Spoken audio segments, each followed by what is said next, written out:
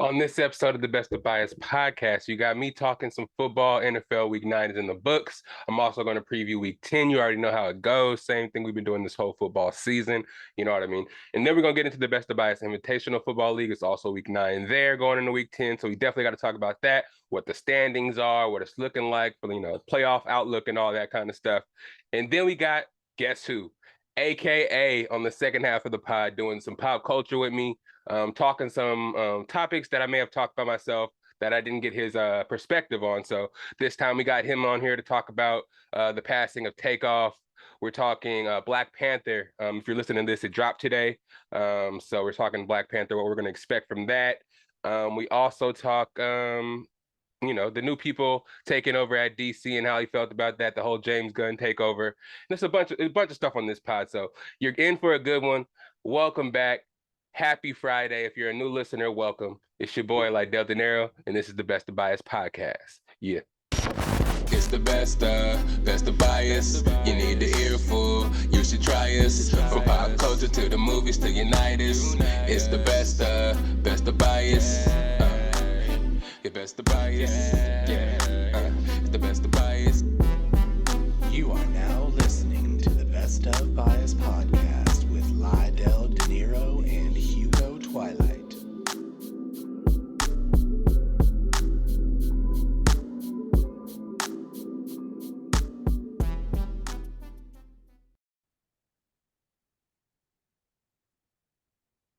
What's up, everybody? Welcome to another episode of the Best of Bias podcast. It's yours truly, Lydell Dinero. Sorry, let me fix this mic up. Now y'all can hear me probably a little bit better.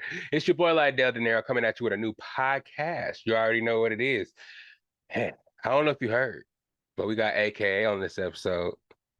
We got AKA on this episode. We got a guest in this podcast. You know what I'm saying? Episode 140? Episode 140, we out here. I can't wait for you guys to hear what we got in store for you today. Of course, we got NFL Week 9 to talk about with Week 10 on the horizon. I'm going to see if I got my predictions right. You know how I do it. You guys are keeping me to my word and keeping track of my record. I know you guys are doing it down there in the comments and let me know if I got all the scores right. And I'll go over Week 9 right now and see how I did. And then we'll move smoothly into Week 10. I'll preview that, and then we'll talk some. Y'all heard what we'll be talking about, but there's a lot on this episode. I'm happy you guys are here, and it's time to get into it. You know what I'm saying? So NFL this week was crazy. Actually, all right, last week we had a loss. I had to shout out RIP Takeoff again. Me and AK talk about that later on. We'll talk about that later on. But Aaron Carter, man, also passed away at 34 years old. Man, there's been a lot of death lately. I didn't want to start off somber like that, but we didn't get to talk about it in the pop culture section, me and AKA, so I wanted to kind of like talk about that now. Some other things I might throw in as well that me and AKA, I don't know if we talked about or not. But yeah, let's get into this NFL, man. A lot of crazy stuff happened. A lot of teams are on byes as well, so not as many games as usual. But let's just hop right into it, starting with the Thursday night football game. We had the Eagles versus the Texans. The Eagles won 29-17. You know what I mean? The Eagles continue to walk through the competition to lead the NFC South in a year of topsy-turvy, crazy-looking football. All the good teams are bad and all the bad teams are good. Who knew, this season was upon us. But yeah, Jalen Hurts still doing his thing. 21 for 27, 243 yards, 2 touchdowns, 9 carries for 23 yards. Didn't do much running because he really didn't need to. Early, the Eagles are really winning, being able to handle it on the ground with Miles Sanders, 17 for 93, 1 touchdown. He was finding Dallas Goedert a lot, 8 for 100 and a touchdown. And of course, A.J. Brown has been nice and steady for him all year, 459 and a touchdown. So he's been doing his thing. The Texans actually kind of stuck in the game for a while due to Dameon Pierce. He came in this year out of Florida, kind of just showing what he got. He got those young, rejuvenated legs. You know what I'm saying? Nobody kind of expected him to do very well coming out of Florida. He was like a third round, fourth round pick, so nobody really expected him to show out like this. But in this game alone, he had 27 carries, 139 yards, no touchdowns. Davis Mills went 13 for 22, 154 yards, two touchdowns and two interceptions. So they stuck around for a little bit, but ultimately, towards the end of the game, the Eagles were able to pull away and win 29-17. Philip Dorsett had three catches, 69 yards. Chris Moore, 4 for 43 and a touchdown. Eagles moved to 8-0. Texans are 1-6-1, looking like they're gonna get the number one pick in the draft. The Colts played the Patriots. The Patriots walked through them 26-3. Interesting, the Colts right now is kind of weird. Their head coach, Frank Reich, got fired, and they decided to hire Jeff Saturday, the football analyst that be on First Take. It's kind of weird how they kind of can hire somebody with no football experience. We hear this all the time, and we know about the Rooney Rule and all this crazy stuff. These owners, they call it a good old boys club for a reason. They don't really want nobody that they can't control in power, especially, you can tell by how little minority coaches there are in the NFL or any kind of, professional sport right now. It's just kind of like, why not? Because a lot of the players are of minority descent, black people. They should be able to have chances of being coaches, not even just black people, just coaches that are already on the squad, what I'm saying, that can actually contribute, that have been head coaches before. They kind of skip everybody who's qualified to be the Colts head coach and kind of hire Jeff Saturday off not the couch because he was actually working, but it's kind of crazy to see that. And I know a lot of professionals out there in the football world are fucking probably kicking themselves right now and kind of hating the owners even more for this. And Jim Irsay, the owner of the Colts, coming out and saying, nobody knows how sausage is made. And we're not building rockets here, kind of just saying that Jeff Saturday can do this job because football isn't rocket science. It's kind of a weird kind of way to put it. But we'll see. But anyways, that happened after this game. They lost 26-3 to the Patriots. Sam Ellinger in his first start, I believe, maybe second, yeah, first full start. Last game was the one where Matt Ryan got kind of pulled. 15 for 29, 203 yards and interception. Ran 5 times for 39 yards and actually was the rushing leader, which is terrible. Um, who was it? Pierce. I don't know even know who that is. Was at 23 yards rushing. It may have been Deion Jones. I don't know. Whoever the hell the Colts running back is, he had 23 yards only, and they had a terrible rushing game. They had no kind of game plan against Bill Belichick's defense, and they got completely shut down, basically. Mac Jones, 20 for 30, 147 yards and a touchdown. Ramondre Stevenson, 15 carries, 60 yards, three catches for 10 yards and a touchdown. And the other best receiver on the team was Hunter Henry, the tight end, went 4 for 50. Colts fall to 3-5-1. Patriots move up to 5-4. That division over there in the AFC East is really crazy too. They're really good. I think the worst team in that division is 5-4, and I think it's the Patriots. I think the Dolphins are 6-3. I think who else is in that division? The Jets are 6-3 as well, and the other team, Jets, Patriots, Bills. Of course, I think they're 8-3. So yeah, everybody's just balling out in that division. So Jets, Patriots, Bills, in Miami. Yeah, so all those teams have winning records. And it seems like if the season was in right now, all the wild card teams would be from the AFC East, and all the NFC wild card teams would all be from the NFC East. It's kind of weird because that division is doing so great. Usually it's only one team from that division and all the other teams are doing terrible. But it's kind of crazy to see right now. Mac Jones is holding it down. But yeah, 5-4. It's a good record right there. But Green Bay, a team that is looking ugly for. Everybody's doubting Aaron Rodgers. Aaron Rodgers threw 3 interceptions this game. Terrible showing for Aaron Rodgers, and they lost 5 straight. This is crazy. They lost 15-9. Terrible scoring game. Ugly football to the Lions. Aaron Rodgers went 23 for 43. 291 yards, 1 touchdown, 3 interceptions, 2 in the end zone. Very uncharacteristic of Aaron Rodgers. Like, you're used to him throwing no touchdowns in a full season, and to see him actually throwing interceptions and shit now is it's just wild. I don't know if he's checking out or if the team is just that dysfunctional. If he doesn't have receivers that he's used to, then he can't make shit pop. But I don't know. AJ Dillon, the rushing game was completely shut down. AJ Dillon, 11 for 34, no touchdowns. Aaron Jones, who really pretty much scores all the touchdowns and carries the load rushing. Went 9 for 25. Alan Lazard went 4 for 87 in the touchdown on one bright spot on the team. Jared Goff for the Lions went 14 for 26, 137 yards, two touchdowns, and one interception. Jamal Williams held it down. DeAndre Swift is back, but he's still on a snap count, so they're not trying to give him too many carries at once. Jamal Williams went 24 for 81. Swift went 3 for 40, and Amon-Ra St. Brown, who is still playing. I mean, he got off so early in the beginning of the year talking shit about other receivers and shit like that. We thought he was going to break out this year, but he kind of slowed down. I mean, there's still a lot of season left, but he kind of slowed down as of late. In this game, he only had, 4 catches for 55 yards. Yeah, Green Bay falls to 3-6, and the Lions moved to 2-6.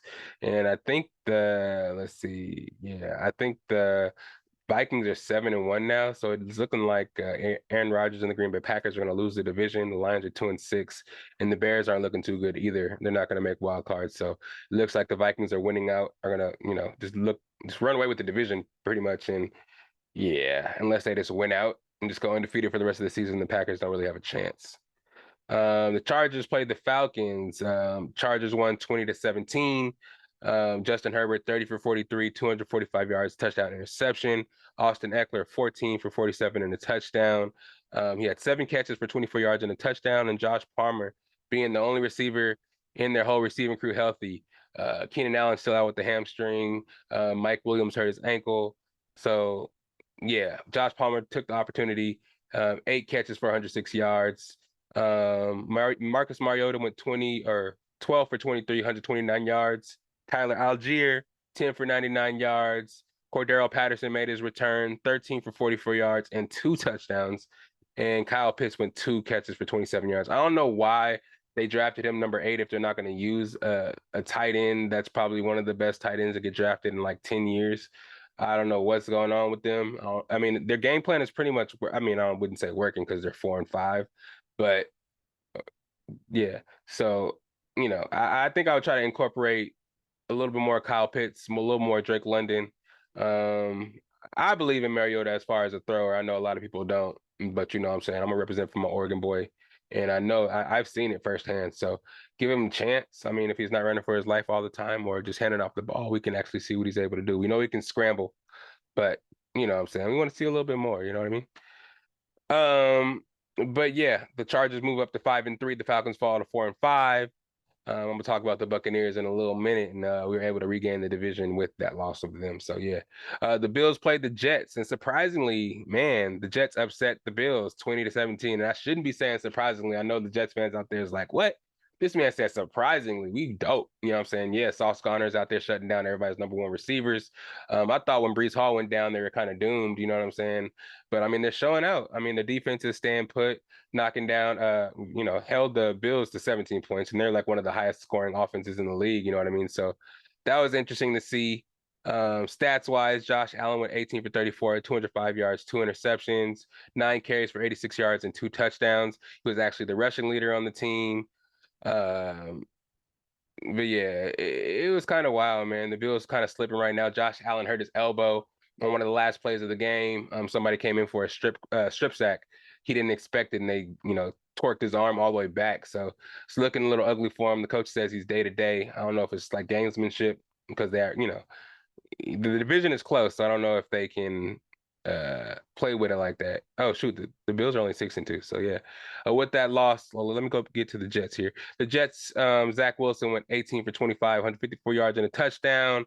Michael Carter, 12 for 76 and a touchdown. Garrett Wilson proven to be the true number 1 receiver there now, 8 for 92.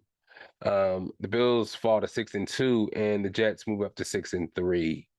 But yeah, man, Josh Allen was the kind of like the running away with the MVP. I don't know. Him and Jalen Hurts were kind of neck and neck. And of course, we're going to have Patrick Mahomes creeping up behind him. But with Josh Allen getting hurt, we never know. It might be, it might be the Patrick Mahomes show here going out in the AFC if the Bills, because I don't even know who the hell the backup quarterback is over there in the Bills. So if Josh Allen is hurt, there will be some soul searching going on for the Bills. I don't know how long he's going to be hurt. I don't know if he's actually going to even sit out, but throwing those 70-yard bombs is probably going to be out with a hurt elbow. So it's going to be a little different offense. So we'll see. Um, yeah, Stephon Diggs, 5 for 93. Sauce Gardner kind of kept him in check. No touchdowns. We're used to Stephon Diggs having 100-something yard games and a touchdown at least. But Sauce Gardner actually did his thing against them. Um, so that was interesting as well. But yeah, the Jets 6-3, Bills 6-2. The Vikings play the Commanders. Vikings again move up to 7-1. Like I said a little bit earlier, they won 20-17. Kirk Cousins 22 for 40, 267 yards, 2 touchdowns and 1 interception.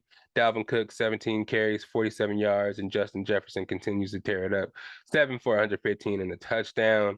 I don't know if you guys saw online Kirk Cousins dancing with all those chains on and the glasses. I don't know. I don't know why they got him to do that. I don't know how he's feeling himself. Me personally, I don't fuck with Kirk Cousins for that whole when he came back against the Buccaneers. That whole I like that. You like that. Dual cameras. But yeah, fuck that, man. Kirk Cousins, you cool and everything. I mean, they paid him a whole bunch of money. He's mediocre to me, but I fuck with a lot of players on the Vikings. I like Dalvin Cook a lot. I like Justin Jefferson a lot, of course. Adam Thielen deserves his due. So, yeah, some good dudes over there. Taylor Heineke starting for the injured Carson Wentz, 15 for 28, 149 yards, 2 touchdowns and an interception. Brian Robinson, 13 for 44. Terry McLaurin, 5 for 56, and Curtis Samuel, 3 for 65. And one of the craziest touchdowns you'll see, bomb downfield.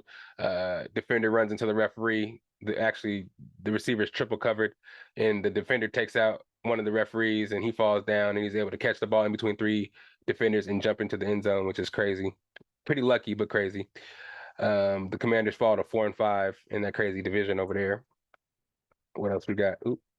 Panthers versus the Bengals. Panthers lose 42-21. They got their asses whooped. So I like to see. Baker Mayfield actually started for the no, actually no. PJ Walker started for the Panthers, but he got pulled after going 3 for 10 for 9 yards and 2 interceptions. But Baker Mayfield got in there, went 14 for 20, 155 yards and 2 touchdowns. Deontay Foreman got shut down, 7 carries for 23 yards. And some running back named Blackshear got the touchdown. Terrace Marshall, who they're calling Lockjaw now, went 3 for 53 and a touchdown. And the tight end, Tommy Tremble, 2 for 11 and a touchdown. This was all about the Cincinnati Bengals. The Bengals went off in this game more so. Joe Mixon went off this game. Joe Burrow, 22 for 28, 206 yards and a touchdown. Joe Mixon, the player of the game, of course, and in fantasy, if you had him, scored like 50-something fantasy points. 22 carries, 153 yards, 4 touchdowns. 4 catches, 58 yards, and a touchdown. So that's 5 total touchdowns. Crazy.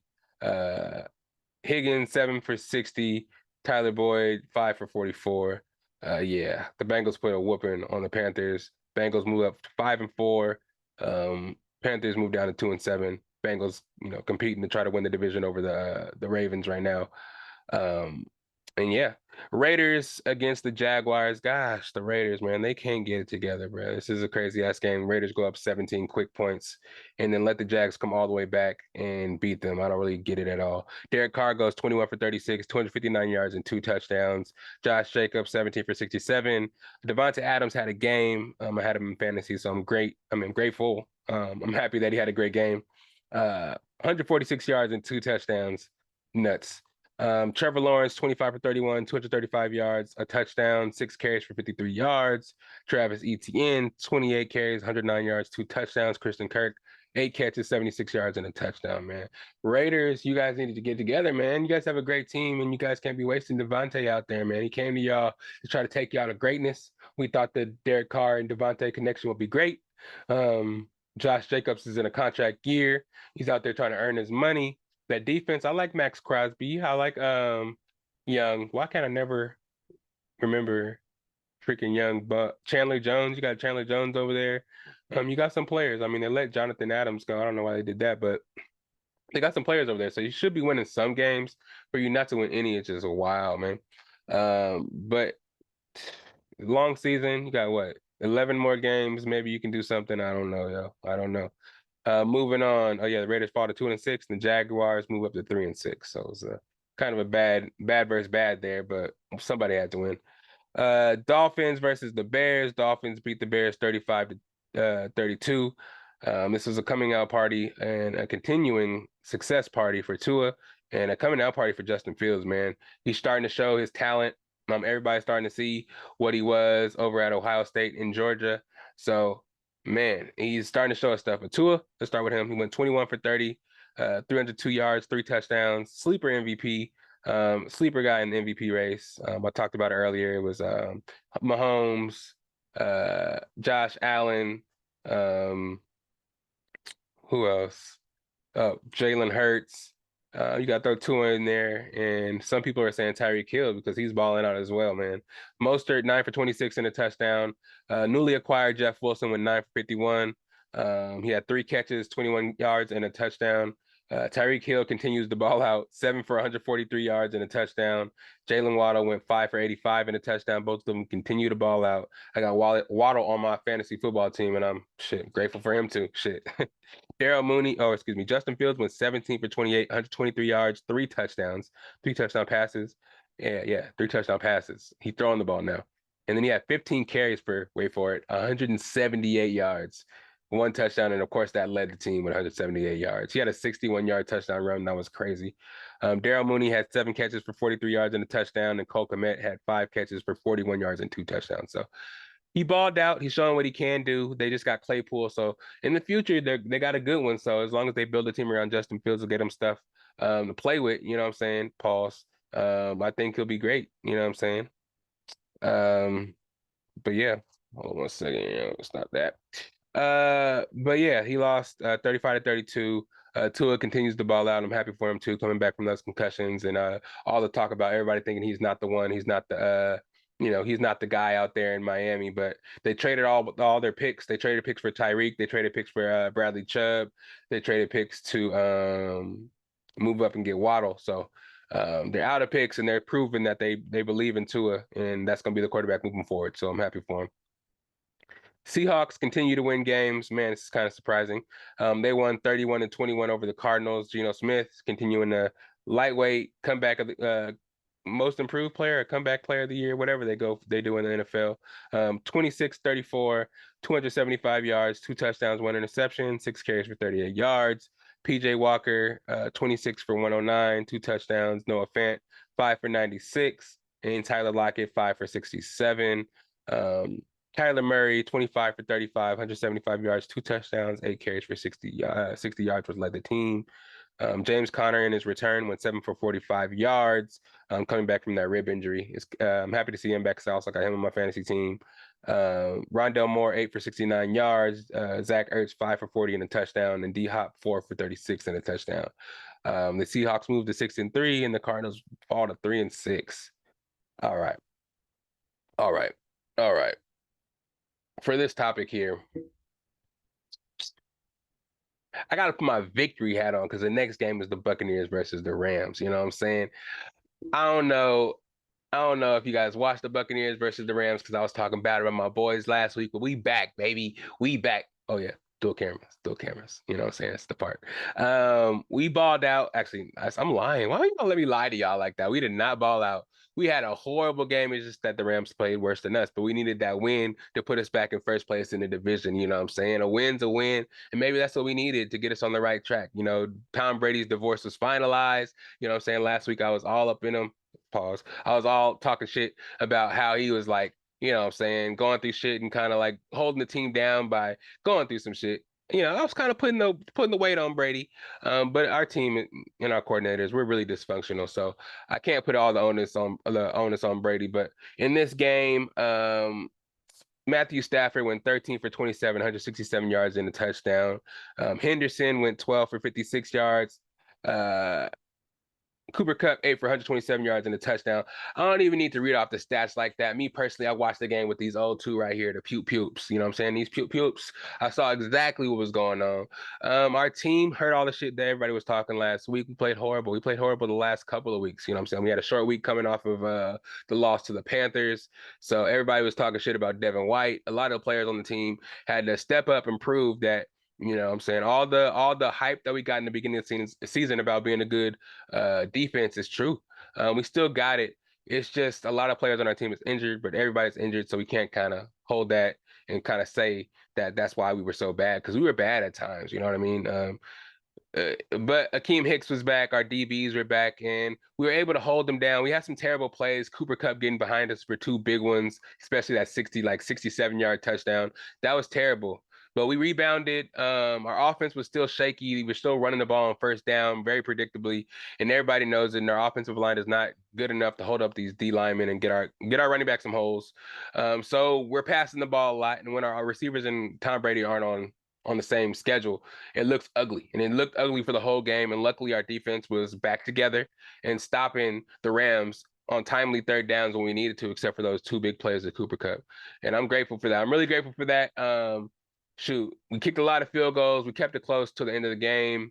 The Rams basically had the game. It was kind of nuts to see how we kind of came back and win. If you guys were around and still watching the game at the last 2 minutes, that's what kind of changed. The Rams decided to call some bullshit plays to kind of run the clock out instead of doing it efficiently. First play, they run the ball on first down. Second play, they throw it to Cooper Kupp, and he gets around the outside. He could slide inbounds and kind of get a first down to kind of wind out the clock and win the game, but he slides really early. And there's a rule, so if you give up yourself kind of in a slide by yourself, you're down where the slide starts when you gave up yourself. So it was before the first down line, and we stopped them on third, which made them give Tom Brady the ball back with minimal seconds left, like 44 seconds left, or some crazy shit like that. And when you got Tom Brady, you already know what goes down. 44 seconds is nothing. We go out there, you drive the ball down the field, we get a big 36-yard play to Cade Otton, something like that, 36 yards, get us across the 50 and like in the, a good touchdown range because we need a touchdown to win. Then for some reason, the Rams corners are giving us 10-yard cushions on every pass play. We have 44 yards left. We have no timeouts. If they tackle us inbounds, the game is over. But they kept on giving us 10-yard cushions to where we can get 10 yards and get out of bounds without anybody touching us, which was stupid on their part. I don't know what the game plan was for that. But we got a bunch of catches that got us really close, got us in the red zone. And then when we were in the red zone, we had a couple of seconds left, didn't have many. Took a shot to the end zone. I don't know who it was. Maybe it was a rookie, number 6. I don't know who the hell it was on the Rams, but thank you, dog, because you gave us that pass interference, putting the ball on the 1-yard line, which they called the best play of the whole game, which was a play action run. Everybody thought it was going to be a run because we couldn't run the ball, and they thought they were going to stop the ball and get the game. It was a play action pass to a rollout to who? Cade Otton, the rookie tight end out of Washington. It's the first time I liked the Washington Husky ever, probably. You know what I'm saying? I like Austin Seferian-Jenkins a little bit, but that's old school shit. But yeah, Cade Otton right now got the touchdown to win the game in the last second, leaving 9 seconds left in the game, and we shut it down. You know what I'm saying? We beat the Rams. We beat them. Let me get back to the people over here, though. Y'all know how it goes, though. Tampa Bay Buccaneers, we coming for the championship now. Division leading Buccaneers. Talk to me nice, you feel me? Because if you don't, Tampa Bay is coming for you. We got the Seattle Seahawks in Seattle this Sunday, 6:30. So be up to watch that shit. You're going to see us get on the right track. Divorce Brady is 1-0. Divorce Brady is 1-0. So you don't know what's going to happen from then on out. We're going to win the game in Germany. When I get to the predictions in this episode, I'll let you guys know how much we're going to win by. I'm confident now, man. We win in division again. We 1-0. It's a new season now. We 1-0. We ain't 4-5. We 1-0. You feel me? So yeah, that's the Buccaneers Rams game. I'm sorry, y'all. That was a tangent right there, but you know how it goes when I talk about these Buccaneers. But let me get into these stats officially, though. Stafford, 13 for 27. I said that, 165 yards and a touchdown. Darrell Henderson, I'm not repeating those stats. Fuck the Rams. Sorry, Derek. Sorry, Kenny. But I ain't going into the Rams. I'm talking about the Bucs right now. Brady, 36 for 58, 280 yards, 1 touchdown, and he did have an accomplishment this game, over 100,000 total yards. That's an NFL record.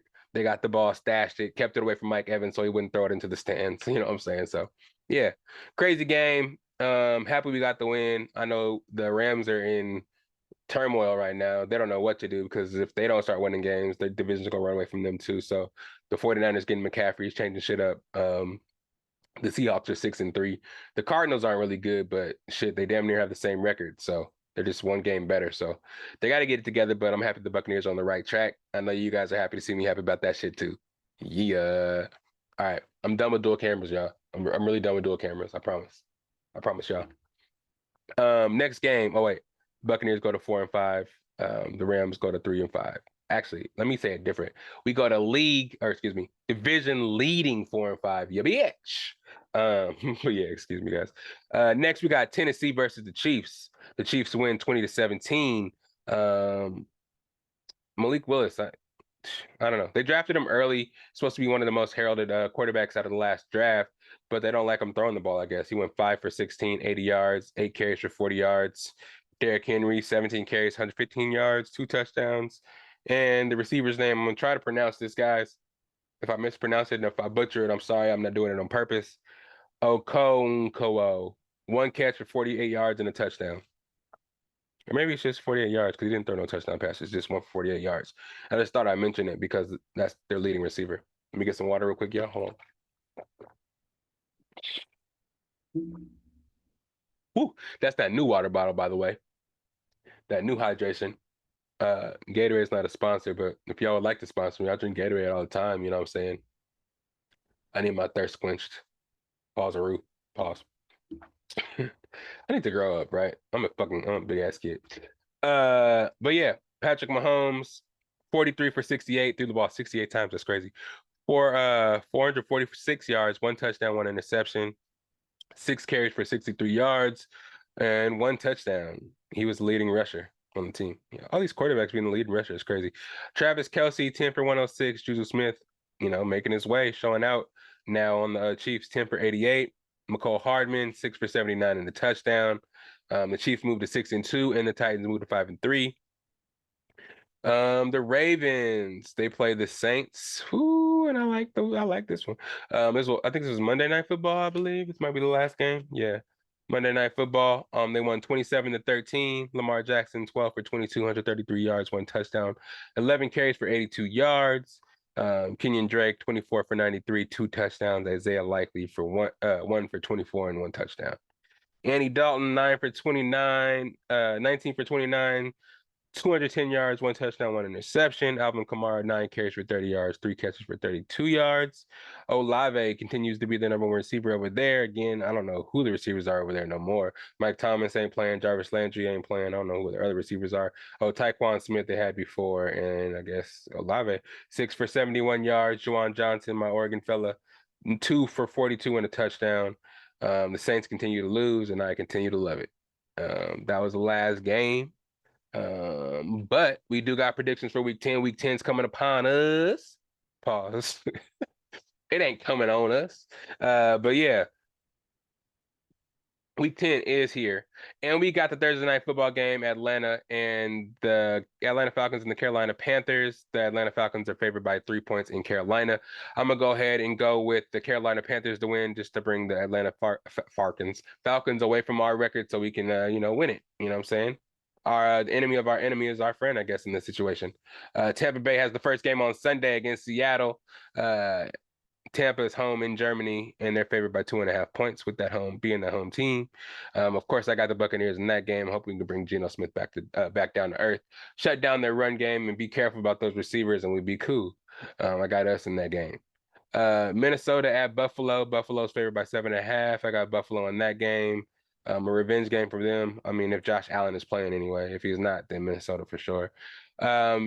Detroit Lions and the Chicago Bears. Chicago Bears are favored by 2.5 at home. I would pick the Chicago Bears in that one, especially with the coming out party of Justin Fields last week. Him at home this week, I feel like he's gonna, build off the crowd and just show out again. The league is gonna really know his name. I got the Chicago Bears in that game. Denver Broncos playing the Tennessee Titans. They're in Tennessee. Tennessee's favored by 3.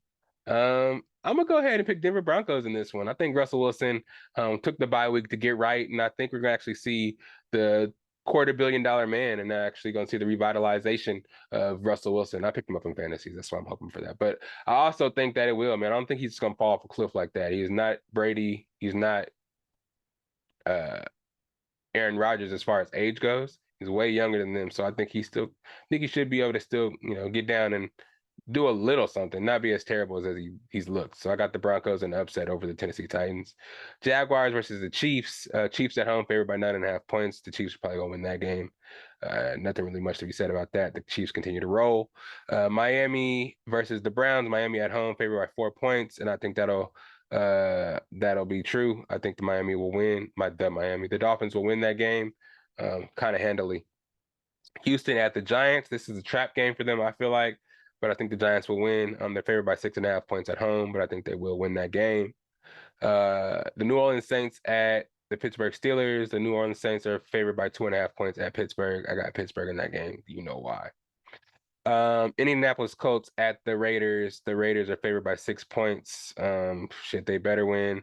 Raiders are going through that whole new head coach. They ain't got nothing going for them right now. Their coach has been there for 5 minutes, so I don't even think he's gonna be able to get a game plan going fast enough to be adequate to score any points. So the Raiders better use this revenge game to get them a win and do their thing. So I got the Raiders at home. They're favored by 6. They better do their thing in Vegas.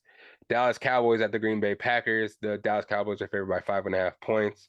I'm going with the upset here and going with the Green Bay Packers. I know Dallas' defense is mighty and all that, and Aaron Rodgers is washed and all that, and everybody thinks the offense is broken, Dobbs is hurt. But I think this is a game where, Aaron Rodgers goes out there and RELAX, you know what I'm saying, tells everybody to chill out and watch what I do. And I'm just sensing it. I'm sensing the upset here. I got the Packers. Arizona Cardinals at the Rams. Rams favored by 3. Man, from what I saw last week and the week before that, I don't know. I think the Arizona Cardinals might get them and send the Rams into oblivion this week. I don't know, because the Cardinals themselves have been losing a lot of close games. They got D-Hop back, and I think it's just going to go up for them. At least it needs to go up for them because they need to catch the rest of the division. And I think unless all the Rams get healthy on their team, I think the Rams are going to continue to lose. You know what I mean? So I got the Cardinals in this one in an upset as well. Chargers at San Francisco. San Francisco 49ers are favored by 7 points over there in Levi Stadium in Santa Clara. I think the San Francisco 49ers will win this game. A lot of defenders are hurt on the Chargers side of the ball, and the defense is really good for the 49ers, and all the receivers are hurt for the Chargers. I don't know if it's going to go good for the Chargers unless everybody's really healthy. So I got the 49ers in this game. Commanders at Philadelphia. Philadelphia is favored by 10.5 points at home, the biggest spread of the day. I got Philadelphia against the Commanders. Yeah, the Commanders aren't really good, so I think the Commanders will lose this game. I think Philadelphia will roll. It is a trap game for Philadelphia because they could easily lose to this team and let the Cowboys, sneak closer to them. So got to be on their P's and Q's this game, and let's see what they can do because they're looking like they're going to be the bye this year, being 8-0 right now, you know what I'm saying, halfway through the season. So to recap those picks, Atlanta versus Carolina, I got Carolina. Seahawks versus Tampa, of course, I got Tampa in Germany. Minnesota versus the Bills, I think the Bills will win unless they don't have Josh Allen. Then I reserve the right to redeem my pick. You know what I'm saying? Detroit versus Chicago Bears, I got the Bears. Denver Broncos versus the Titans, I got the Denver Broncos in an upset. Jacksonville at the Kansas City Chiefs, I got the Chiefs. Browns at the Miami Dolphins, I got the Dolphins. Houston at Giants, I got the Giants. New Orleans at the Steelers, I got the Steelers.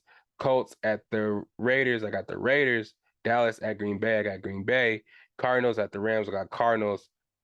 Chargers at San Francisco, I got the San Francisco 49ers. And Washington Commanders at the Philadelphia Eagles, I got the Eagles. I got the Blues. Kraft macaroni and cheese. Am I talking hella far from the mic? Can y'all hear me good? Can y'all hear me? Should I pull it up? My bad. I'm getting too into it. I'm moving the mic too far away from my mouth. But that ends week 10. Like I said, keep track of those for me, guys. I know you guys been keeping track and letting everybody know how accurate I am and making those bets and winning some money. I know I'm doing it for y'all, man. I didn't win that mega millions or mega billions, I should say, but if one of y'all won, go ahead and send me some money. Yeah, let me borrow a dollar. If the winners out there listen to the Best of Bias podcast, support the fam. You know what I'm saying? You can give me like a cool little 100,000. It's cool. Y'all $2 billion, bro. You know what I'm saying? I ain't gonna beg for it, but it'd be nice. You know what I'm saying? I can need to set up that Patreon. But let's move into this Best of Bias Fantasy League. Some cool stuff to talk about. Week 9 results. This week, let's go down a list of the results. I played Dijon. Dijon, you know what I'm saying, was sitting at number 1 seed for a while, but I had to bring him down to earth real quick. You feel me? I won 118 to 101. Tay versus Damon. Tay won 109 to 92. Kyle versus Jeremy. Jeremy, again, was one of those top seeds. Has been losing a little bit, coming back down to earth. The pack is getting really close together, man. It's getting really close in like the last couple of weeks until playoffs, like 3 or 4 weeks left till playoffs. So this is where everybody has to make those runs. It can't really get thrown off by these buys. You got to do your due diligence, do your research, get these players up because it's getting close right now and everybody's getting bunched together. But yeah, Kyle moving into first place, 136 to 103 over Jeremy. Derek, 120 to 94 over Jason. John won 128 to 118 over Yancey, and Deshaun won 142 to 106 over Sean. Man, so that brings us to week 10 with the standings of, can I get a drum roll, guys? Can I get a drum roll? Boom, boom, boom, boom, boom. Yeah, thank you, thank you, thank you. First place, we got Kyle at 7-2. Second place, unanimous, moves up. That's Tay. Tay is in second place at 6-3. Jeremy, third place at 6-3. Dijon, fourth place, 6-3. Me, Lydell, you know what I'm saying? 5-4 in fifth place. Uh, Derek, sixth place at 5-4. Deshaun, seventh place at 5-4. Sean in eighth place at 4-5. Yancey, ninth place at 4-5. Uh, John, 10th place at 3-6. Jason, 11th place at 2-7. And Damon in 12th place at 1-8. Again, let's go through 1 through 12. You got Kyle, you got Tay, you got Jeremy, you got Dijon, you got me, you got Derek, you got Sean, you got Sean, you got Yancey, you got John. Ooh, bars, Nick. What? And then we got Jason and Damon. Keep playing, guys. Keep it up, keep it up, keep it up, man. We got a good league going. Getting close to crunch time, close to playoffs, man. Christian McCaffrey's coming back off the bye. I'm sliding up there, man. Let me take this moment to talk my shit, because, man, let me take this moment to talk my shit, because I was in 11th place. And everybody was like, look at Patrick down there. You suck, bruh. You this, you that. You 0-3. How you going to call yourself an expert at this shit and you can't even win no games, bruh? I was sitting here waiting in the trenches, you know, waiting in the leaves, just waiting to pounce on y'all, just waiting to come back, slowly matriculate my way up the rankings, just so I could do what I need to do to be that man I need to be in this fantasy world, man. I'm coming in, I'm sneaking and biting heads off in the end, you know what I'm saying? I might even end with the 1 seed, you know what I'm saying? We're just separated by 2 games, and there's 4 games left until the playoffs. You might win this week, but I'm gonna win too. And you're gonna hit that bipocalypse too, where you get all those buys. You got a bunch of players, like your main players gonna be on buys. It's gonna happen. I don't know if you got through your buys all the way already. Bubsito, Lou, unanimous, Jeremy's ingenious team, Tampa, Brady got rings. I'm coming for all y'all. And y'all below me, they got the same record as me. I'm sorry, you guys had me down, but I'm here now, and I'm gonna grab that lead and I'm gonna strangle that lead, and then I'm gonna and all the money is just gonna rain on your boy. You feel me? Championship coming soon. But yeah, it's been a fun league, man. We're halfway through, almost all the way through, actually. The league's been cool, competitive. I'm happy that everybody stuck with it. We had a little snafu again, like I said, a little bit early in the season, but we got through it, and we strong as a league. You know what I'm saying? I'm trying to get trophies made, and I probably will get trophies made this year for sure. The money isn't good enough, man. This long season, ups and downs of the season, strenuous season. You know what I mean? So I want to get something to commemorate the season more than just money. Money is money. You know what I'm saying? Let me get a try. You right, Jeremy. You suggested this. You suggested this, and I was talking it down at the beginning of the season. Not just because I think I'm gonna win it. I'm just thinking because, man, let's commemorate this shit, because people go in and out, people move, people, fall out. So who knows if everybody's still gonna be in this group, and to get everybody's names kind of like written somehow on a trophy just to see who got it over the years. Shit changes over the years. You never know how big fantasy football is gonna get. It's gonna keep on getting more and more intense. People gonna get more and more money into it. We're gonna keep on putting more money up on the seasons, and the trophy can keep on getting more and more cool, and especially the last place trophies, because it's looking bad for Damon and Jason right now. Y'all competing for that toilet trophy that's over at John's house right now, but we'll get something for last place. But that's it for the fantasy and the NFL stuff. Oh, again, I think I may have talked about Ime Doka last episode being hired as the head coach for the Celtics, or I'm going to talk about it later on. I don't know. I don't know which one it's going to be, but that wasn't the case. Jock Vaughn, the interim head coach, got actually hired as the full-time head coach there. So I think they're going to pass on the Ime Udoka thing. So whenever I did talk about Just forget I said that because it's not gonna happen. I posted on Instagram for sure, but that didn't happen. And also, I'll talk a little bit about the Kyrie thing over there. And I didn't know a lot about all the stuff that they put into his contract after they suspended him that he had to do in order to come back and play. We did talk a lot about how he just got to be more educated on the stuff that he spreads as far as stuff that he promotes that could be hateful to people. But yeah, there is a lot of counter and other topics that were broached about how they're trying to embarrass Kyrie and kind of show him and make him an example, which is kind of nuts and it's kind of gone a little too far. So I did hear about that a little bit more recently. So if I don't really hit on those points when we talk to AKA later, just know that there was some new information found out though. But we will get into this commercial break here on this next half of the podcast. We will have AKA. We again touch on pop culture topics. We talk about the takeoff situation. I think he's been on the internet and found a little more information that he wants to spread, or not really spread, just kind of bring to the pod and just see because we don't know much and people thought it's gonna go unsolved, you know what I'm saying? And we thought it's just gonna be like some street stuff that nobody really talks about and then no details are really gonna come out.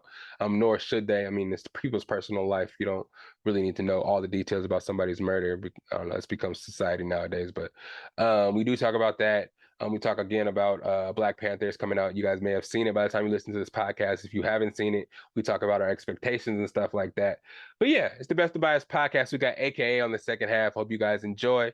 But yeah, go get you refreshments, go get you some snacks and stuff because this is gonna be a great podcast. Yeah, it's your boy Lydell.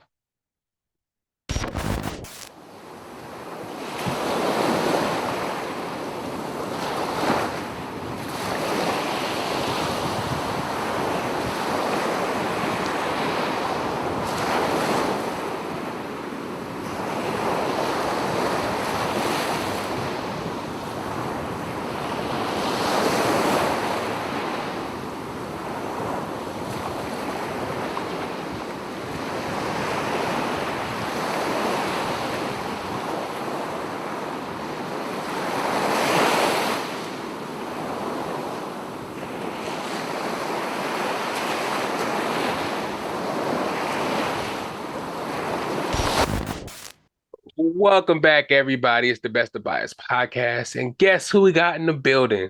Mr. Fingers himself. I'm just kidding. It's AKA is in the building. We got him in here for some pop culture today. You know how we do it at the end of the podcast, like to sprinkle in that pop culture. So who better than AKA to come and make a guest appearance? Welcome back, sir.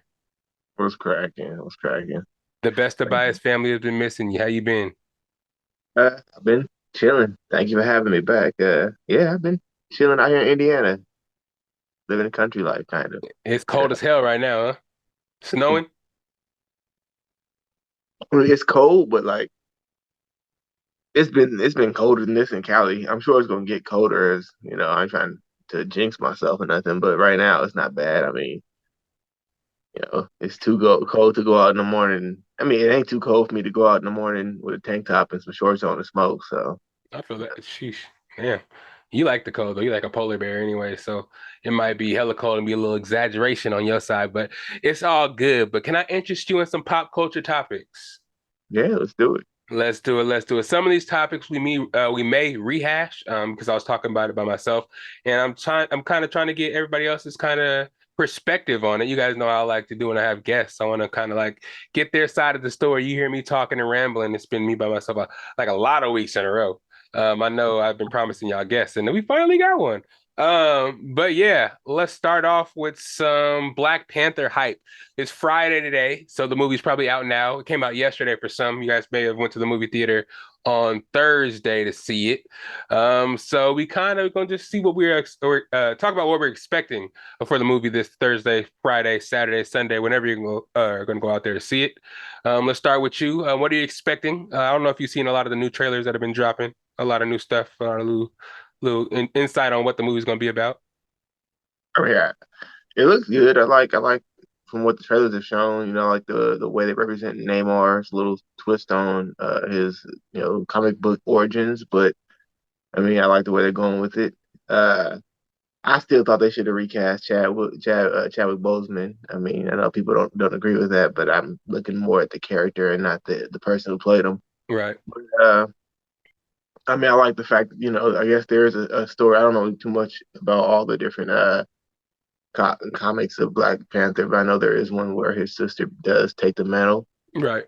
I don't think it's permanently. I think he does take it back eventually, but I don't know how they're gonna play it. But with them having a alternate universe and whatever, they could always have just like an alternate version of him who somehow gets stuck in there. Matter of fact, I think it's the Secret Wars or one of them damn comics where both two different like worlds were Yeah. smashing together. So they had superheroes from one side were going in and secretly invading the other world, trying to destroy it, so it would stop their world from being destroyed. Right. And in the end, I think one of the worlds ended up being destroyed, and they lost a bunch of the heroes, but a lot of the heroes from the other world got stuck on this world. So they can pull some shit like that and have it where like a Black Panther from their world gets stuck over here. Hmm. Yeah. Yeah. So Yeah, they can definitely do that because they're definitely putting out Secret Wars. It's a lot, it's far down the line, so they have plenty of time to potentially recast. If they want to have fucking Michael B. Jordan actually become the Black Panther in their alternate universe and come back as the Black Panther, as or just T'Challa. I don't know. have a different fucking actor do it all together. They don't have to be Yeah. Michael B. Jordan. He might not have the acting chops to pull off an African accent. Yeah, I don't know. Maybe not. I Probably don't, I not. don't yeah, I wouldn't believe it. But yeah, I'm excited to see a lot of stuff in this, man. They already got Avatar kind of worried right now because they're like, if Avatar 4 or what's Avatar 4, if Avatar 2 doesn't hit, they're gonna cancel the rest of the movies. They're gonna cancel 3 and 4 just off the bat if Avatar 2 doesn't do well. And I can see why they're kind of worried because this Wakanda, Wakanda Forever, they do a lot of underwater scenes and Mhm. Atlantis, they don't call it Atlantis in this, do they? They call it like Uh, Toklan or something like that. yeah, some other shit. They want to change it so it doesn't have too much representation to Aquaman or whatnot. Yeah, don't want people to get it mixed up, but it looks dope. I'm excited to see because they're promoting it as Wakanda and the foe Atlantis are at Hmm. war. They probably have a misunderstanding from the past. I think there's another big bad that's in the movie that we don't know about yet. You know how Marvel does a Hmm. good job of keeping stuff out of the trailers they don't want you to see. Yeah. Yeah, and they've been slowly. Actually, I saw a trailer from China that kind of gave up some stuff. They showed the Ironheart suit, the actual finished Hmm. one. They've been showing a lot of the Mach 1 suit that she has that's kind of unfinished, but Yeah. they just dropped the Chinese preview for the movie and they had her fly up in the suit. So they got a still picture of it. And we got to see what Oh, it's going to okay. look like in the movie. Me personally, I don't know if I like it that much. The heart-shaped back part is kind of corny to Mhm. me. She's Ironheart, I get it, but maybe the back part will do something hella cool, but it looks too clunky. It looks way more clunky than the Iron Man suit. It looks way Well, more clunky than it's the supposed to be her Mark One, kind of. yeah. But this it looks like a finished version. The Mark One is the kind of ugly ass Yeah, the but it's her Mark One. She's I get taken it, the finished. already finished like stuff that she's gotten from Stark that she's found. At least as far as the comics, she found Stark's equipment or his tech Yeah, and then built it up herself. So it would be way better than his because she's already used and finished the ideas that he came up with. But she's just adding, improving upon it and shit like that. right now, really, the first one is just her trying to figure out how to get it to work. Really, Yeah. so Yeah, it, and I'm it, kind of interested to see how they kind of because I guess Namor is going to be the first mutant that actually is going to show up in the MCU. Technically, I guess if you want to count Kamala Khan, but well, she's not a mutant at all. She's a human. I don't know what they're supposed to make her in the show. I never finished it because it just got well, too corny they for me. literally said that yeah, they called her a mutant at the end of the show, basically saying Oh, well, okay. yeah, She's supposed to be inhuman, but I guess she's a mutant. Okay. hmm And I mean, I guess Namor is supposed to be the first mutant, anyways. That's like right, that was one of his things in the comics. So hmm I think that's cool. But I mean, that would kind of take out Quicksilver and Scarlet Witch, considering the fact that both of them are mutants. So true, true. yeah, and Hmm. technically Spider-Man and Tony Stark are somewhat mutants too. Tony Stark. I read something that something activated his mutant ability for his brain to be, I don't know, more developed than others. I don't know, some That'd be stupid shit. sick though. I mean, it And sounds then, stupid, but yeah, he is yeah, abnormally smart to have such a cool persona, you know? exactly. And then the Spider-Man. got bit, and that caused his mutant ability to activate. I don't know how true that is. Maybe that was an alternate story that I read up on, but But why I, not though? Why make mutants specific to a certain set of heroes and everybody else is just kind of like scientifically or something happens that makes well, them because the mutant gene isn't supposed to be not everybody's supposed to have it. It's kind of just like be spread throughout like certain people. It's kind of like how Genghis Khan, supposedly like a certain portion of civilization has his blood inside of them, kind of like uh that. So a okay. certain portion of civilization has like the mutant gene, but not all of them do. I feel it. I feel it. It's gonna be interesting, man. Yeah. I want to see because I've been kind of finding it interesting how they kind of try to juxtapose Wakandan technology and superpowers and stuff like that. Hmm. So it's gonna be interesting to see if Shuri actually gets the herb or if she's just fighting with Wakandan tech against the Yeah. Atlanteans or whatever they're called. So it's gonna be interesting to see. But I still think it's like I don't think it's Doctor Doom, but something of that nature is gonna pop up in this movie to actually be the big bad as a reveal. That Something would like be that. cool.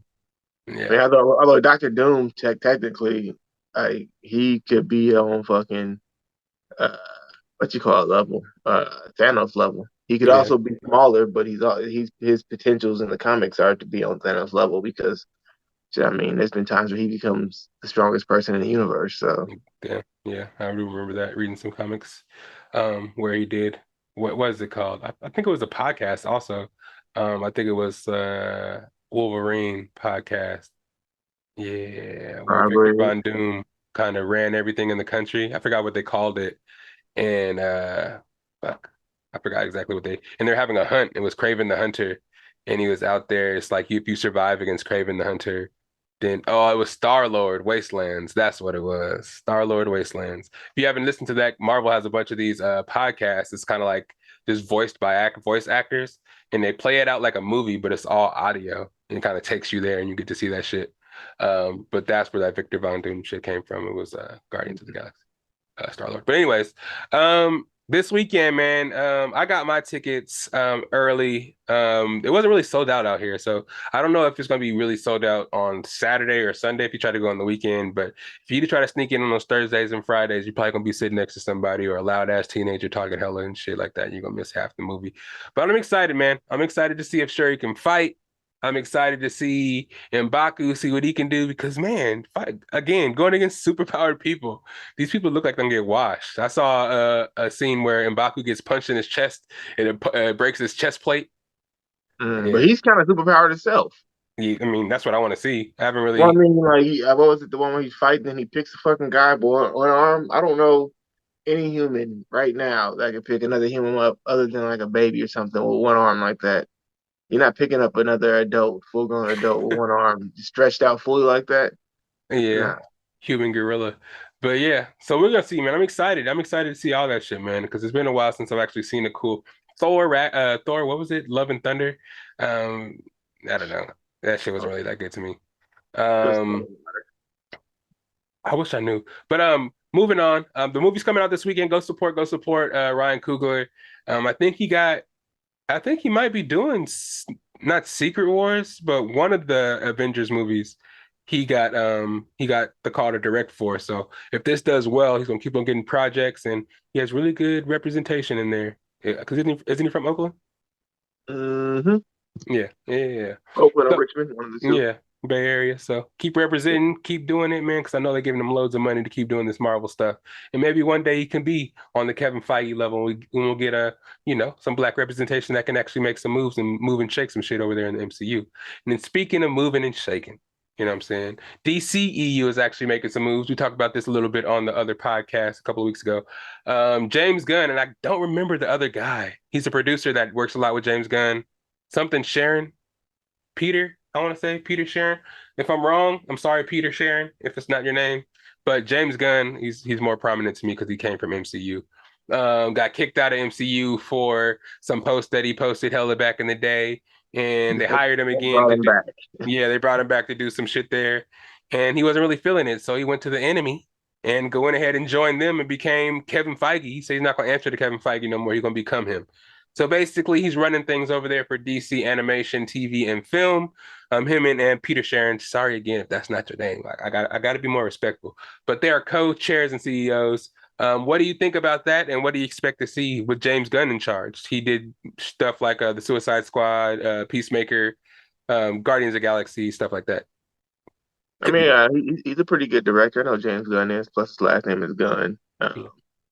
Joking around. But Bang bang. I think it's a good idea that they need to have like that one head that gets to just help with the continuity, and also like I think because of the majority of his movies that I've seen, not all of them, but majority of them, they're he has better decision making, I guess.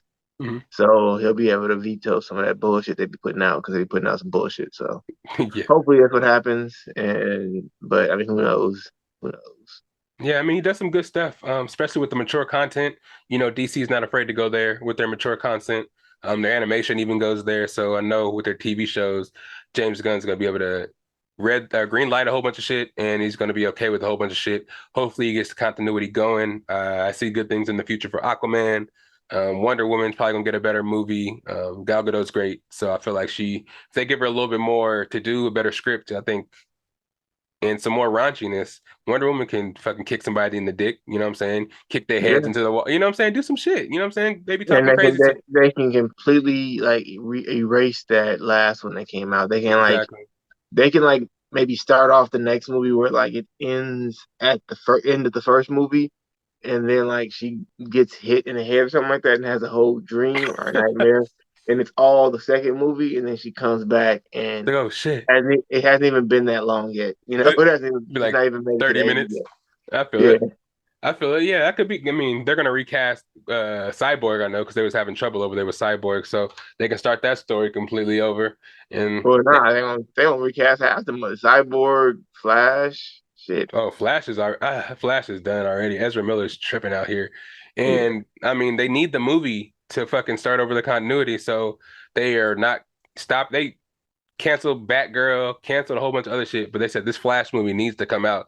This fool starting cults, robbing people, fucking letting little kids walk around with bullets in their mouth, and they still putting out this movie. Already screened it, people loved it, and they're like, yeah, we're pushing forward. But after that, if he agrees to go to rehab and everything, he can still be the Flash. Like, what the fuck? You know what I'm saying? They just need to recast everything, leave Gal Gadot, leave fucking Jason Momoa. what all did Cyborg do? I mean, Cyborg's character was kind of whatever.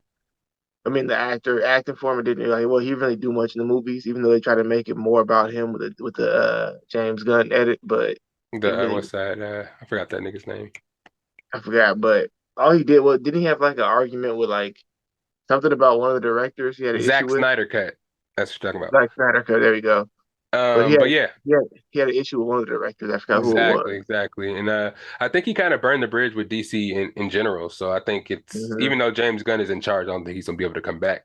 So I mean, there's a lot of prominent black actors, new actors out there, aspiring actors you can get to be that role. I don't think he really did that well, anyways, They can get personally. me to play it. I just say booyah, whatever I'm it just- is. Man, they need to make my nigga good, man. That's one of my favorite characters, and there's so much you can do with them.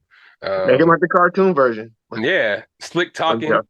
you whoop some niggas' asses, and he can hack into any technology. In the new movie, he became an airplane and started climbing up the wall, some weird ass shit. Um, so I mean, it's all you can go anywhere with it. I mean, with the potential, I just know he can make some hits after doing Peacemaker. That shit was They should get incredible. Michael B. Jordan to be him because he already played him in the cartoon. He did the voice for him. For who? So for Cyborg, Oh, okay, yeah, you can do that yeah, shit. Start over. You know what I'm saying? They probably MCU probably not calling him back. You know what I'm saying? yeah, probably not. And shit, he's directing his own movies now too. James Gunn can probably help him out and just let him greenlight his own DC movie. He did Michael B. Jordan's directing Creed 3. You see the preview for that? Oh yeah, I heard that. What you call it's not in it.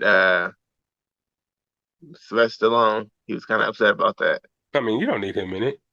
I I mean, mean, you don't need him in it, now you don't. But I'm just saying it's kind of fucked up considering the fact that he's the person who created the Rocky movies, true, that's true. I think and I did hear about he funded the last couple of them.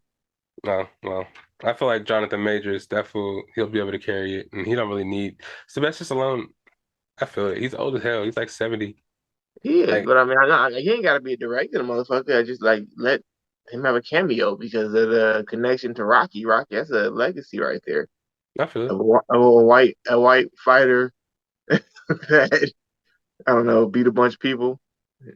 I don't know, but yeah. Anyways, I think he should still be in it. Yeah, I feel it. I feel it. But I thought it was kind of interesting.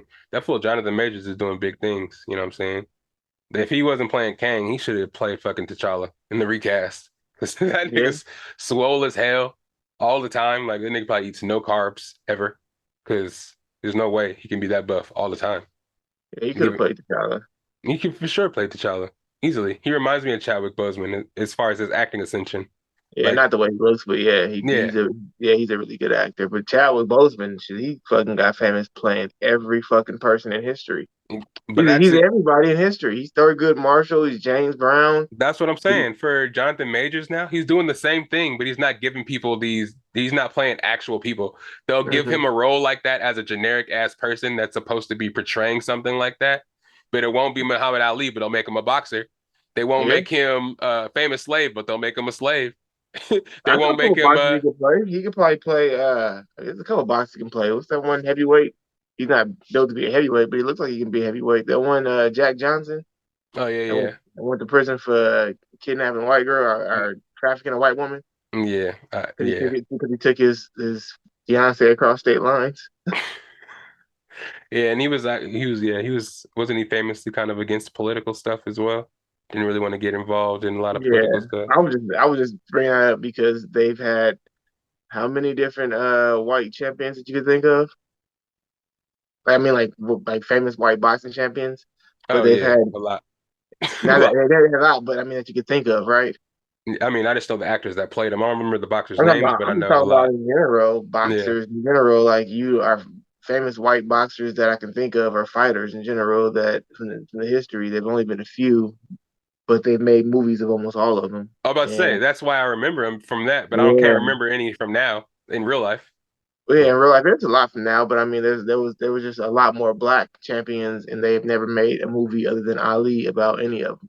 true, true. Yeah, Yeah, yeah. I don't know. I don't know. I haven't really, me personally, I don't really watch a lot of boxing movies because a lot of the arcs are the same. So I kind of just don't really, yeah. really get into much of them. I mean, But they had Hands of Stones. Hands of Stones was about Roberto Duran, who was a great fighter, but that's he the one was I like, watched actually. yeah, but they had a Sugar Ray Leonard cameo in it, but Sugar Ray Leonard, like out of all those fighters at that time, was the most famous, and Roberto Duran was probably the least not famous. But yeah, he was because you had Remind Hagler, me, was huh? Usher playing Sugar Ray Leonard in that movie? Yeah, yeah, he Okay, I did. was like somebody was playing Sugar Ray. He, Okay.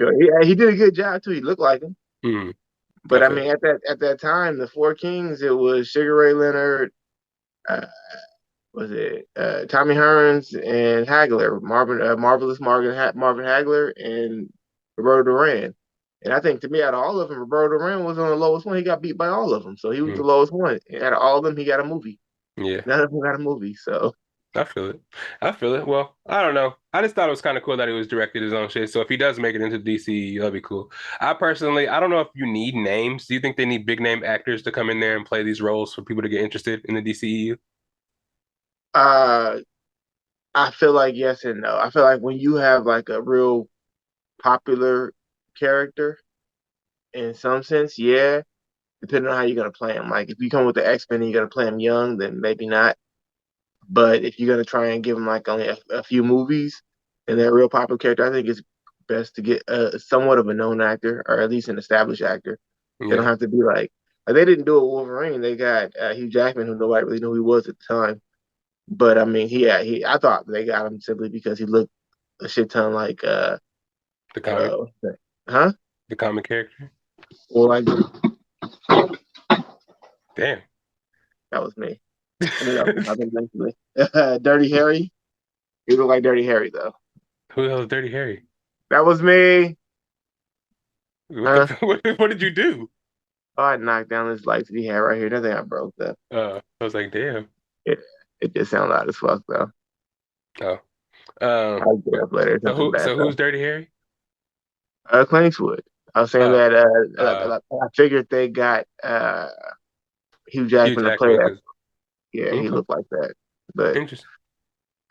I don't know. I think that they got lucky with him. But I mean, look what they did. Like for example, I mean, they had to get the dude to play Professor Xavier, Patrick Stewart, because that's what everybody wanted. Like, it would have been stupid if they wouldn't have got him while he was still available to play that role. Right.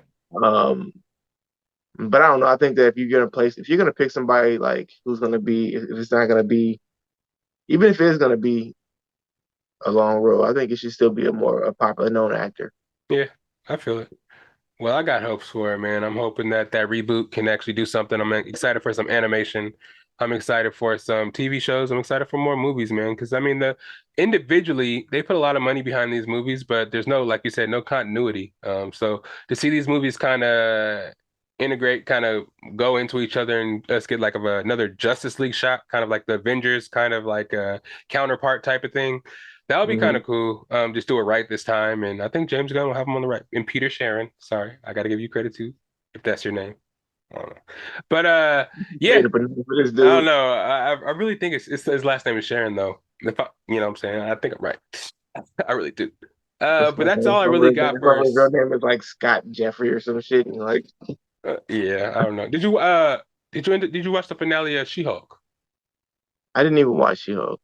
We can talk about that. Like, I don't know, these new DC MCU shows that have been coming out haven't been keeping my attention at all.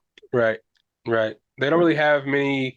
The last two, I think, were just something they filmed. They had to put it out. They tried to promote it to be something, but they didn't really get us interested in Captain Marvel. So for us to get interested in Miss Marvel is going to kind of be hard already, especially when you're changing up her stretchy powers to save face That's for Mr. Fantastic. exactly. Uh, Then you say she's a mutant, but what I also saw, she had Green Lantern powers and shit. Like she was fucking yeah, she was doing Green Lantern shit. So I right. don't know. They were like, fuck DC, we're gonna just steal their power and not even give it a name and just say it's random. Yeah, yeah. So that was random. The She-Hulk, it was what they said it was. It's kind of like a Ally McBeal kind of law comedy. They did a lot of cameos. We got to see Daredevil though. So that was kind of the biggest reveal in the show. We I got gotta to go see. back and watch it because I've only seen like 2 or 3 episodes. I keep like watching it, and then after like the first or second episode, I just get my brain goes somewhere else, and I Oh, just because don't that's the remember one what with Meg happened. the Stallion in it. Probably them doing that stupid shit. That's probably Um, why I went yeah. left. I don't know. Yeah, episodes 2 and 3 kind of get really slow, but once you get, because it's 9 episodes in this one, so after you get Hmm. through those, it kind of gets better. Like I said, there's cameos, there's shit that you kind of don't really expect. You get the Abomination, you get the Hulk, of course, you get cameos of him going back to what was the planet he was on during Thor Ragnarok. Hmm. Um, he goes back there, does some shit. Um, there's a big reveal at the end. What Scar does get introduced. Oh, his Um, gay son. shit, I don't know if he was gay, but his son, he does introduce his son. I don't know. He had him in a cartoon. I don't know if he was gay though in the comics. Well, I know one of his sons is dating Wiccan. Yeah, Hmm. Yeah. Oh the no, no, I don't think it's Wiccan's this one. son. I Oh, remember that. I remember that. He has another son called some. Hulkling or something. Yeah, Hulkling. That's what it was. Hulkling. Hulkling. I read that. I read that. But this is Scar. Yeah, Scar is a super like from Sakaar. Is it?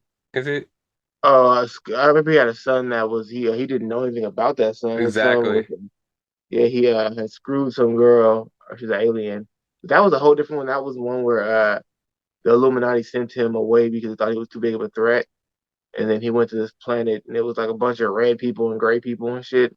And he ended up helping out the gray people because they were considered like slaves and shit and fell in love with one of the fighters and shit and had a kid with her, but he got her pregnant. And once she died or some shit, somehow the infant lived or some crazy shit. So I don't know. Hmm, But yeah. yeah, it was some weird shit. But it was they have to say I think they have like I think it's called Planet Hulk or something like that on Netflix or Yeah. something. They had that. It was a good one. Ray Bill was in it and everything. I can check that out. They do have the cartoon and they introduced a lot of the characters in the Hulk show. Okay, but on Disney Plus, I think they have a show on there. And then also, yeah, people are kind of there's some. critiques about it. Kind of they just kind of threw that in there. Didn't really explain how Scar got there, and it didn't really make sense in that. The finale was kind of interesting because hella shit starts to happen, and she kind of uses that opportunity to break the fourth wall, and she kind of She jumps out always of does that, doesn't she? Is that her yeah, thing? yeah, but she didn't really. Well, she does it throughout the show, but this one she literally like the show pauses, goes to the main menu of Disney Plus. She jumps out of the She-Hulk movie, where you select the show, and she swings into She-Hulk Assemble to where they talk about the show and how it's made. And she goes into like supposedly goes to Marvel headquarters, walks into the writing room, kind of is like, I don't like how this finale is going. It's too predictable, and you guys are trying to tie up too many loose ends, kind of saying all the shit that the critics are saying on Twitter and shit like that. You're trying to tie up too many loose ends without explaining the story. That's happened too many in the most recent shows. So we need to fix this. We gotta have a new script. Where's Kevin? So she's like, nobody sees Kevin. Nobody knows where Kevin is. Like, and I get supposedly these are the real like writers for the show, in the scene. So she goes and she like beats up the security guards on the way to Kevin. And then she gets into Kevin's office and it's a big ass robot with Kevin, and it stands for some long ass robot name. And she's like talking to She-Hulk. They're having this long ass conversation. He's like, "Yeah, this ending is stupid and this and that." And then he's like, "What? Kevin is never wrong." He was like, "And can you please hold it with the transforming back and forth to the She-Hulk? We spent a lot of money on this next project we have." And they play the Wakanda music in the background, kind of Yeah. talking about. And she was like, "Oh yeah, I'm sorry." And so when she was changing back and forth, they took the camera off of her, and then they went back and she was changed. And it's like a lot of shit was it was like a lot of shit was happening. And it was kind of like just making fun of a lot of the fanboys and people complaining about the Marvel shows that have been coming out and how the endings haven't gone right. She was kind of talking to Kevin Robot about that, and they just kind of fix her ending. And basically, she's just basically is dating Daredevil or whatever. And he kind of is in the last couple of episodes. They have a scene with Daredevil's fighting, like in the show in the past and on Netflix. They have his fighting scene and kind of previews because he's going to actually be in the MCU 18 episode show. Supposed to be bringing back the Punisher and all that as well. So, Luke uh, Cage also. huh? Luke Cage too. Supposedly they're supposed to be bringing back all the Netflix people. Okay. Supposedly, I hope um, so. Wait. All of them. Jessica Jones. Oh no, they haven't talked about Iron Fist yet. They haven't talked Okay. about Iron Fist. Okay. But That's yeah. it. Garbage. So it should be kind of cool. But it was kind of interesting. She had some funny jokes. It was kind of funny, I'm not gonna lie. There was some parts she was like, what did she say?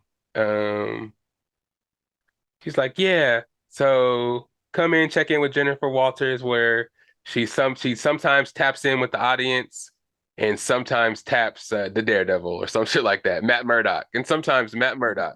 And she winks at the camera and she kind of just walks off. So it's an interesting show. It was a good job. I like the actor that played her. It Yeah, was just kind of I like her too. yeah, it was just kind of slow in parts. But ultimately, it was cool. It's not the worst. I liked it better than Miss Marvel for sure. But just some of the characters in the show where Wong was in it. The cameos from Wong were pretty cool. Like I said, it's really cameo heavy. She even talks about it in the beginning. She's like, "Okay, guys, this is not gonna be a show full of cameos in every episode, so don't expect that." But there was really cameos in it since the beginning of the show with the Hulk being in it. It was like a foreshadowing, Yeah. basically. Yeah. Yeah. So it was cool. It just sometimes got super, people were saying super meta. I don't really know what that means yet, but I hear it around a Um, lot. we But got it too was many different things people make up and they expect us to believe. I still don't know what binary means, but I'm learning. yeah. So they're saying it's like it was a lot about, it's kind of a superhero show for the girls to kind of get into MCU, because it dealt with a lot of like her kind of coping with being a female superhero and just kind of like dating and a whole bunch of shit like that. The average woman life, her trying to just kind of be what's her name? Why am I her name? She has her name all day in this goddamn show. She-Hulk and what's her real name? Jen Walters. Damn, look at that memory, boy. She's trying to balance being Jen Walters and She-Hulk, and it's a cool show. Check it out if you haven't seen it. But yeah, we're gonna transition from the superheroes again. Let's tie that in the bow. James Gunn and Peter Sharon. Hope you guys do a great job over there in DC. Wakanda Forever coming out. this Friday. So we're gonna get into commercial break real quick, and then we're gonna get into some more serious topics. We got. I want to see how you feel about the anti-Semitism coming from Kanye West and some from Kyrie Irving. There's mixed reactions to both. Well, more so for Kyrie Irving than actual Kanye West, because Kanye West has seemed to fuck up all the way around. We'll talk about that Don't give and a some fuck. more pop culture topics as we wrap up this podcast. Thank you guys for sticking with us. It's been a long podcast. I know we talked about that NFL, fantasy football, and pop culture. You know how we sprinkle it at the end and tie it up with a bow. But we'll be right back. It's the Best of Bias podcast, aka is in the building. Lydell Dinero. We'll be right back.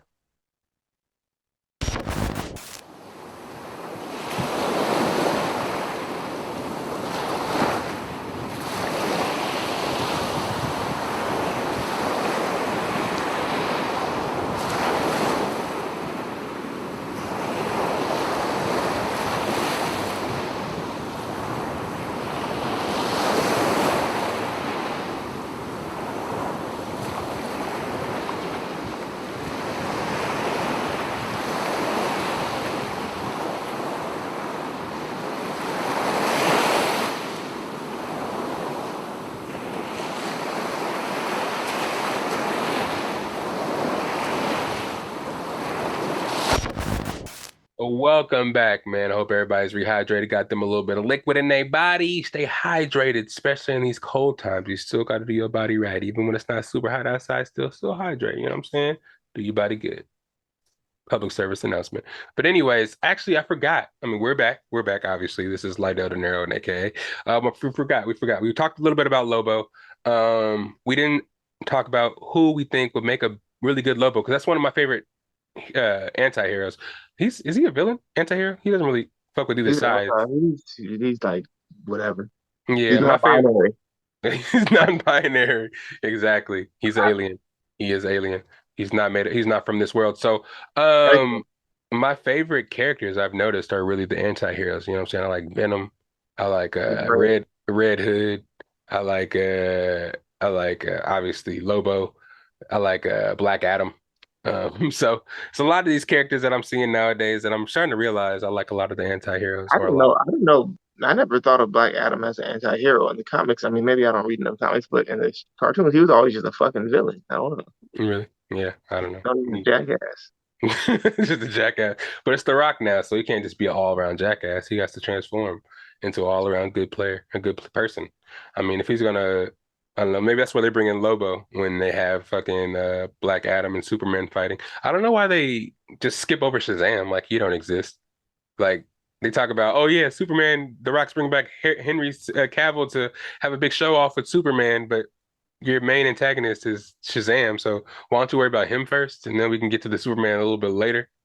Because they But going with the same reason why when they made what that shit called again G.I. Joe's and the main character is Duke because that's who's the lead that's the leader of G.I. Joe's has always been Duke.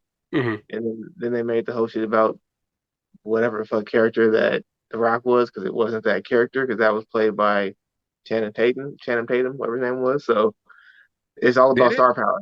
in Yeah, fucking Channing Tatum. G.I. Joe? I thought it became about Snake Eyes and the other fucking. Now, eventually they made a Snake Eyes movie, but I mean, like the actual like G.I. Joe movies, they just said fuck Duke, killed him off, and made Rock like his homeboy, one of his good friends that Came was in. yeah. So it's all about star power. So don't like when it comes to these movies, especially DC, because they're struggling so much, they're probably looking at it like, fuck, we trying to just get our foot in the door again because we keep getting fucking shoved back, taking 3 steps back every time they take 2 steps forward. So I don't know. Yeah, I feel that. Who do you think will make a good Lobo though? I think I forgot his name, but the guy who played Red Guardian, I think Hmm. that guy would be good. I guess he also played the new Hellboy. Yeah, the newest Hellboy. Yeah, yeah, that But I one think very he, good. he kind of got has the personality and the face for it. He's fucking playing Santa Claus in this new movie that's coming out. It's called Holy Night or something, or Violent Night, and he's actually Santa Claus. Hmm. Some dudes are breaking into somebody's house or whatever, and then Santa Claus is Christmas, so this fool Santa Claus comes out, magically appears, and he's killing the shit out of people. He's literally killing people, and he's the dude from he's that guy. So I That mean, he reminds is. me of what the fuck was it again? Futurama, the Santa Claus of Futurama who would just come. So Christmas wasn't a holiday where they'd have like give gifts. He'd come and just kill motherfuckers. Oh, whoa, You the devil remember that robot. one? Yeah, Uh-uh. the robot one. Oh yeah. He would I just do. shoot I motherfuckers. vaguely remember.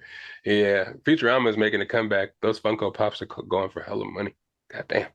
Um, That's a new Beanie Baby. for real, dog. It's like everywhere I'm going, like in the community, people are saying like pops are like a 401k. Like you're buying these and just saving them for a long time and they just gain in value. And I've seen people selling these things. Like I've been on Whatnot a lot buying. Now, but you have to sell them now. It's not about saving because look at Beanie Babies now. They're not worth shit. Well, it's kind of like the pop culture. So depending on the movie, character, actor, if they pass away, if the movie gets popular, remakes, stuff like that, they're holding it for. And people That sell, makes they sense. buy them in the moment. You know what I'm saying? When that movie's getting ready to come out, when that show is out in the moment, just to have it and try to sell it. Mhm. I've seen people buy these shits for thousands of dollars. Like Yeah, motherfuckers people, is yeah. People went in when Stranger Things the last season was out. People are going and buying each character for $100. People are buying like OG pops from 2016 for $600 a pop. Like I would say $600 a pop, but literally a pop. It gets kind of crazy. So me personally, I'm like, okay, let me see how well, these you get. you would think after Chadwick Boseman died, his Black Panthers ones would go up in cost. They didn't because I have one of those. Yeah. It doesn't. Well, I don't want to be racial. I don't make it racial, but I don't really see a lot of the. Well, Takeoff when he got shot. We'll talk about that in a little bit. His pop started selling for a lot of money and sold out everywhere, which is kind of sad. Michael Jackson's pop goes for a lot of money. But more so pop now is like a lot of the more popular ones are like anime. Anime ain't going nowhere. A lot of the most are Marvel, Mhm. Disney. A lot of that shit is just always going to be around, and to have like the OG ones of those make them worth a lot of money. But I'm gonna have a podcast all about pop soon. I got some people that are gonna come on there and be guests about that. I'll get into that later. But we're gonna talk about moving on from. Let me get you. I don't really know who I want to be Lobo, so I'll talk about that a little bit later. So maybe sometime post it on Instagram. But let's get into the serious stuff, man. I'm sorry to get a little serious on y'all. I know we was having fun with these other pop culture topics, but let's go into this Kanye West stuff first. I know I said I wasn't gonna talk no more Kanye West, but again, we have other people on here that are kind of, also in the culture. So I want to see how they feel about what's going on, if they're informed. Obviously, it's gonna be AKA in this situation, but AKA, have you heard about the situation, what's going on with Kanye West? Some of the anti-Semitic shit he's saying, that anti-black shit he's been saying. I think he forgot what race he actually is, and I think he's forgotten um, how to be a human being after making so much money. What do you think? I mean, I stopped following him after a while because he was just doing a bunch of goofy shit. So now I don't really pay attention to it that much. I seen something about a Black Lives Matter shirt with that one goofy chick, Candace Owens or something like that. Oh, I it's a didn't really White look. Lives Matter shirt. Yeah, White Lives Matter. My bad. Completely opposite. Um, yeah, 100%. That shows how much attention I've been paying attention. I've been paying to it. But I mean, other than that, I mean, there's something about I've heard about him saying some anti-Semitic stuff. I didn't really hear what he said exactly, but I mean, he's just known for saying stupid shit. So I don't know. Yeah, it's kind of more so. I mean, me personally, him saying the shit that he said about the Jewish people, I feel like it's not really up for everybody else's determination if it's hateful or not. I think it's up to the Jewish people if they felt like it was hateful and the shit that he was saying can. I personally heard in other podcasts that the Jewish people do have a fear of idealism becoming kind of more action because of what happened in the past with Hitler, and he just kind of started this idea, and it kind of grew from an idea that people started Mhm. actually taking action against Jewish people. Kanye West is very influential. The stuff he says, people actually go and take action and do. We But actually what did. exactly did he say? Because that's all fine, but the question is what he said. Was it true or not? That's my question. I don't even know what the hell he said, but More so, I don't know exactly the facts that he said because we'll get into the Kyrie Irving stuff as well. Some of the facts behind Israel and Jewishness and stuff like that. I don't really know any facts about that, but he kind of said, "Oh, I'm going DEFCON 4 on all like Jewish people, all you like some kind of that tone when he first started going in, kind of like in on Twitter." Um, he just kind of started going in saying a bunch of shit that he shouldn't have been saying, is kind of threatening people. Then kind of going in on Did P Drake Diddy. like did Drake mess with one of his girls again or something? I Or don't know. He kind of started going in on P Diddy. P Diddy tried to call him and tell him to calm down about the White Lives Matter stuff and kind of talking shit about, Black culture and Black Lives Matter. He tried to call him, and he posted the text messages on Instagram talking shit about P. Diddy while they were talking, saying, calling him a Fed. He was trying to tell him to come do some shit to him so he can like basically get him put in jail. Basically shit like that, kind of antagonizing him, talking shit about Lil Boosie.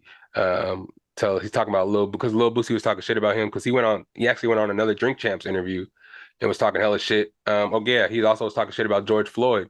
He's like, George Floyd didn't really die from the cop kneeling on his neck. He was on fentanyl, and since he was on drugs, he died. And he said the cop didn't even have his knee in his neck. He had his knee on his back, and he died because he was on fentanyl.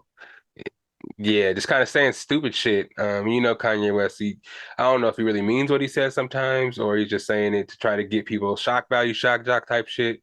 But George Floyd's family sued him for $250 million. are Um, they're suing him. I don't know if yeah.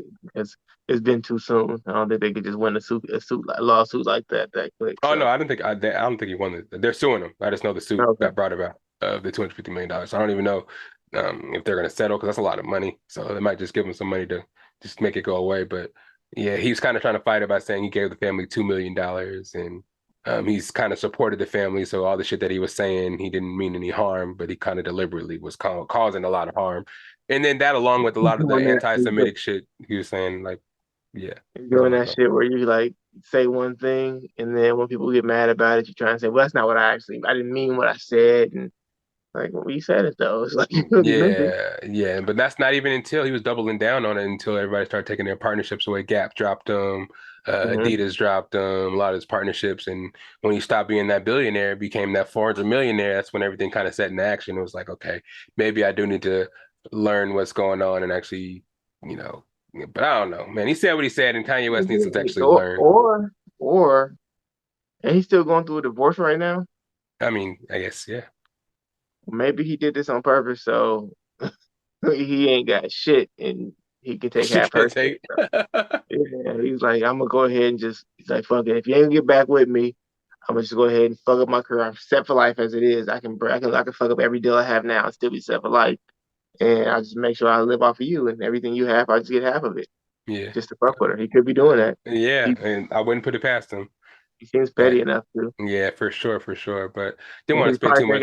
he's probably thinking like, what was the best way I could fuck up my career? If I say some anti-Semitic shit, that fuck up. Look what he almost did Nick Cannon. So he was like, huh, yeah, let me try this shit.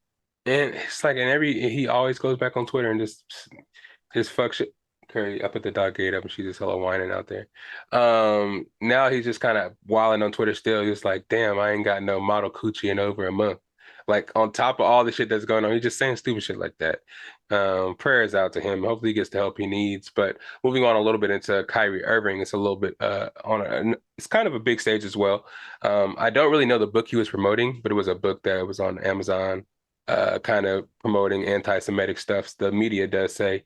I'm not too sure what the book is about, so I don't really know exactly. But I think it was a book by the Black Israelites, kind of talking about how they were the first Hebrews and how they were kind of the first Jewish people, kind of pushing back against some of the regular Jewish beliefs. I don't really know. And I guess there's a lot of anti-Semitic stuff in the book.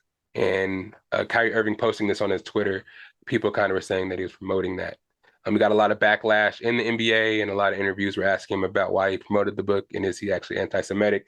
And he kind of just walked around it saying he can't be anti-Semitic because he knows where he's from, saying shit like that, kind of doing his "I'm smarter than you" type shit, and kind of not answering the question directly, I which mean, but he's saying he's a black Israelite. basically. Aren't they saying aren't like I don't know too much about them, but don't I always thought that they were like black Jewish people. I thought they believed they're Jewish. Yeah, I think that's They're yeah, like I don't they're like a separatist version of Jewish people. Like they believe that they're the original Jewish people and not the ones that are there now or some shit like that. I'm not sure that's exactly. yeah, it's kind of around uh that kind of topic. I think that's mostly what they do because I do see a lot of people kind of pushing back a lot of against a lot of these famous commentators who are taking a stance against Kyrie because he's not coming out and saying he's anti-Semitic and not anti-Semitic, excuse me, and can make this all go away, but yet he just kind of drags it on week after week. And then last week or last year, he was doing all the shit with COVID and not getting the vaccine and not showing up to games when he didn't want to, and just kind of saying, I'm not gonna get the shot because I don't have enough research, and it's kind of I'm smarter than you type shit. I don't want to seem like I'm not supporting him, but I just kind of feel like a lot of the times he takes this stance to kind of try to show that he's smarter than everybody instead Mhm. of doing what he needs to do at his job. You know what I mean? Sometimes you can take stances and be about something, but at work, sometimes you need to just take a back seat and just kind of, I know it just seems like you're doing what your boss says, but you kind of do have to do that. A lot of your business partners could be of the Jewish descent, could be taking really taking it really bad of what you're saying. I can't really think of the word right now. Taking offense to Getting what you're offense, saying. offense. Yeah, offense is the word. That to what he's saying. And he doesn't seem to show remorse. So that alone got him suspended by his team. His the commissioner of the NBA, Adam Silver, is actually Jewish himself. So he definitely had to take a stand because if he didn't, the Jewish people would look at him like, why aren't you doing something about this person that's spreading some hate on top of already what stuff that Kanye West was doing? This is going to add to the rhetoric and it's just going to be harmful. But it's just interesting to me how people on Twitter are kind of really jumping on every black commentator that's saying that Kyrie is taking the wrong stance. Um, they're saying that Kanye West, Kyrie Irving is doing the right thing for being true to himself and sticking up for himself. And black people are using the media and using Jewish people to make an example out of him, which is kind of crazy. But I don't know. I just thought people would be more supportive of, just So a this black this man. Go ahead. this all stemmed from him posting something on a social media site, right, or page or something, right? Yeah, That's where it stems from me. That's the whole thing for me. It's like back in the day, these beliefs and stuff were, I'm sure these type, not that same exact belief, maybe that one too though, were believed by a lot of people, but they just didn't dry stitch on themselves. They didn't go out and try and be controversial or petty just to get a rise out of somebody because it's like you don't have to post it on social media. right. There's no point. There's no need in you posting your shit on social media. You can do that shit at home with your loved ones, and if you believe and that's your religion or your beliefs and stuff like that, you can spread it amongst your whatever. But if you know that it's going to offend people, what's the point of putting it up there other than to get a rise? So Exactly. I mean, in reality, I feel like maybe he's doing it on purpose. I mean, not maybe he's most Right. likely doing it on purpose. Right. I mean, personally, he hasn't really done much. He hasn't really got along much with the NBA in the last couple of years. Maybe he's looking for a reason to retire, and this could be it. He thinks people are backing him into a corner and making him blanket his beliefs just to play basketball. And I don't think he's really much interested in basketball anymore. He's made a lot of money off his Nike and his sponsorships and stuff like that. Maybe he is trying to transition into something else. But Aren't I they? don't Aren't they know. like? Isn't he losing a lot of money with the Nike shit Oh to where yeah, Nike kind of separated from him now. I thought Nike didn't re-sign him first, and I guess they got on good terms. But after this happened, they kind of separated from him again. And understandably so, man. It's like sometimes you may believe something, but again, people don't go to work and talk about politics and talk about religion and stuff like that for a reason, because people could take what you're saying and take it the wrong way, and it's not necessarily appropriate for the workplace. I mean, I know people try to be candid in these press conferences and say what's on your mind and kind of like try to be yourself and show some originality because they do use and abuse these players. I Sometimes don't, I they're don't think it, I don't think it matters with people taking what you say the wrong way though. I don't think that matters. I think we just say fucked up shit in general. But I think with we as a culture nowadays or society, whatever, we need to get over that whole taking shit the wrong way. If somebody took something the wrong way, that's on them. They need to learn how to read shit better or understand shit better. But if the person just coming out and blatantly saying some fucked up shit or putting out beliefs that are clearly like I don't know, I guess discriminating against another group of people, then that's bad. But if you're just saying some shit and like you don't mean one thing and you're clearly saying something else and somebody takes it the wrong way, Mhm. that's on them. Like Right. if I come out and just say fuck Patrick, that's different. But if I come out here and say, hey Patrick, that Brave shirt, man, you can change it. You're like, this motherfucker hates me. That's different. Yes, you thought that. No, Patrick take yeah, the Brave but shirt. then when I come up to ask you, it's like, do you hate me? It's like, nah, it's not the fact that I don't hate you. How could I hate you when I know where that Brave shirt came from? Like, huh? Like, Well, I mean, what? I'm just being an asshole, but in so such and so, I'm just saying, no, I don't hate you. I still say I don't hate you, kind of. Exactly. I'm like, huh? But yeah, I get it. But sometimes you don't have to take that extra step to be so much of a rebel. It could have been smash squash. I know it might have hurt your pride for maybe a couple of days, but just let that shit go, man. The team's already in turmoil. They're already 1-7, fired their head coach, trying to hire Ime Udoka, the guy that got suspended from the Celtics, to come over there and be their head coach. What kind of role model would that be? You know what I mean? So it's a I lot of mean, shit going on. what did he do wrong? Who, Ime Udoka? Yeah. Oh, he was the coach of the Celtics. Got them to the championship his first year and everything, but then it came out over the summer that he was having inappropriate relations with one of the team staff members. Um, How's that bad for a role model? I mean, he was having consensual sex. That's a normal thing people have. well, it came out it supposedly was like the owner's wife or some shit like That's that. fucking But hilarious. But yeah, that's yeah. hilarious. At the But same at the time, same it's like, time, if it's consensual, still, he just. I guess yeah, that's not a good role model. Never mind. you know what I'm saying? It's kind of, and he was fucking dating Nia Long. Like, come on now.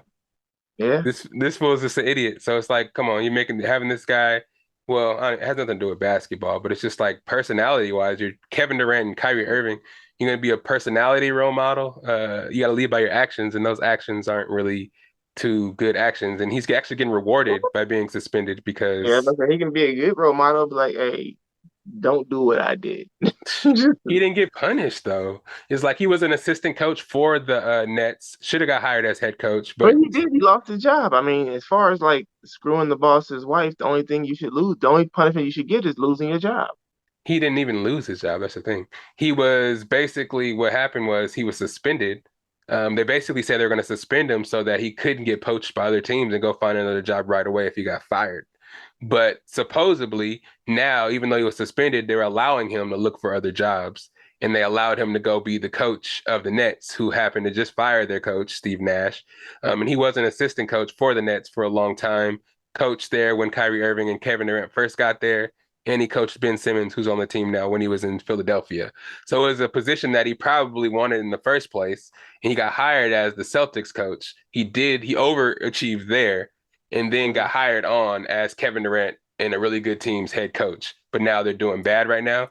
But once he becomes the head coach, they're probably going to do good now. And did he really get in trouble? He got at a racist ass Boston. I mean, that's probably a good thing. They're probably hella racist out there, especially with a black head coach. Mm-mm. Yeah. So So it's probably, he was screwing the owner's wife. I think so. It didn't come out of what staff member it was. People were trying to say that it's bad conduct because you can, give personal advantages to a lower ranking staff member that she might not have gotten if, you weren't having Oh sex with no, her. no, all that shit as far as work Yeah. wise, yeah, that's completely wrong. Yeah. I don't agree with that at all. But as far as like outside of work, I don't work for his company, so I really don't give a fuck. Like as Right. far as a human being, there's nothing wrong with him. I just wouldn't hire him for my company because he might fuck one of the employees. But Right. I don't. It doesn't change how like me as how I look at him as a person. You know. Right. But it's like the owner's wife is like, yeah, we gotta get him out of here because I don't want him fucking my wife. He probably stayed with her. I Yeah, wouldn't doubt it. probably. But how do You you know. know if that was the case? I would have been like, "Hey, yo, she told me that y'all was gonna fire me if I didn't do this, so I thought that I had to." And now I'm the lower ranking member now, right? You know what Yeah, I'm saying? shit. She He's like, owns the team. I didn't know what to do. Yeah, Yeah. I don't know. But yeah, so that was just kind of interesting to me. He's suspended right now. Kevin Durant had an interview after one of the games. He was like, didn't really help the situation. He was like, man, this whole thing is stupid in my opinion. The team should have just let it ride, handled it internally, and we could have just kept playing basketball, and that would have been that. I think this whole thing was handled wrong. It's like, bruh, come on. You can't just say that the guy, everything he said, anti-Semitic doesn't matter and all that shit doesn't matter. He should have just handled it internally. No, you, Mhm. you have to show, it's all bottom line. It's all about the money. You know what I'm saying? All that shit on social media was seen, snapshotted, reposted. So in order for, the NBA They look like he has the NBA in order. Adam Silver look like they have the NBA in order. He has to have some kind of punishment. At first, they weren't going to suspend him or nothing at all, just fine him. But then they ended up suspending him for 5 games or whatever. Now everybody's in uproar about it. I don't know. Just don't promote divisiveness and just play basketball, make you millions of dollars. When shit goes down, that hate's going on, you know, call out the hate. Don't cause hate in division because shoot, I see kind of what the commentators are saying because it's like if Kanye West is saying all the Jewish people own the media and you're talking shit about the media, um, and we're just now getting our foots in here in the media, getting a lot of representation for our culture in our race in the media. This divisiveness is just going to push us back even further rather than help us. Even though that sounds kind of selfish, you shouldn't hate.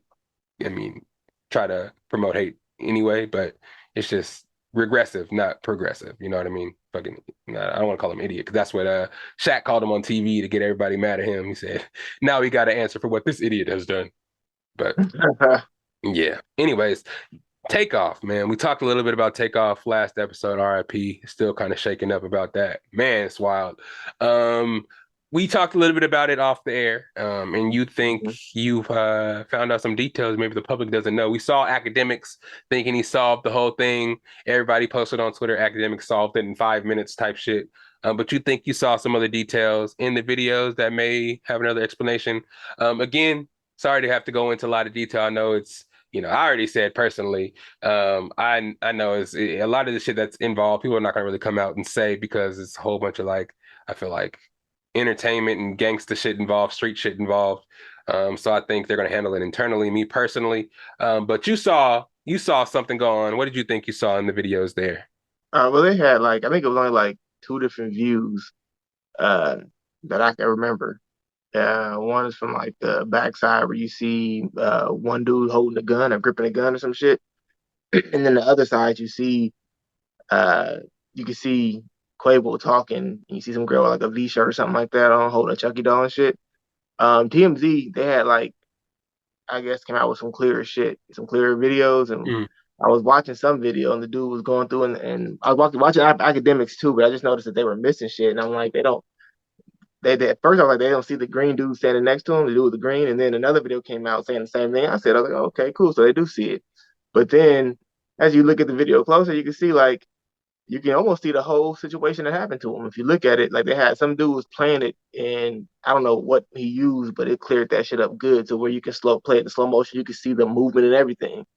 So you can see the dude in green pull something up like a gun, and he's looking straight at Takeoff's face, and Takeoff looks at him and moves to the side like this, and then you see them going down, and the guy, I'm assuming the guy told him to stop or something, and he was like, "Nah, fuck you, nigga," and ducked him.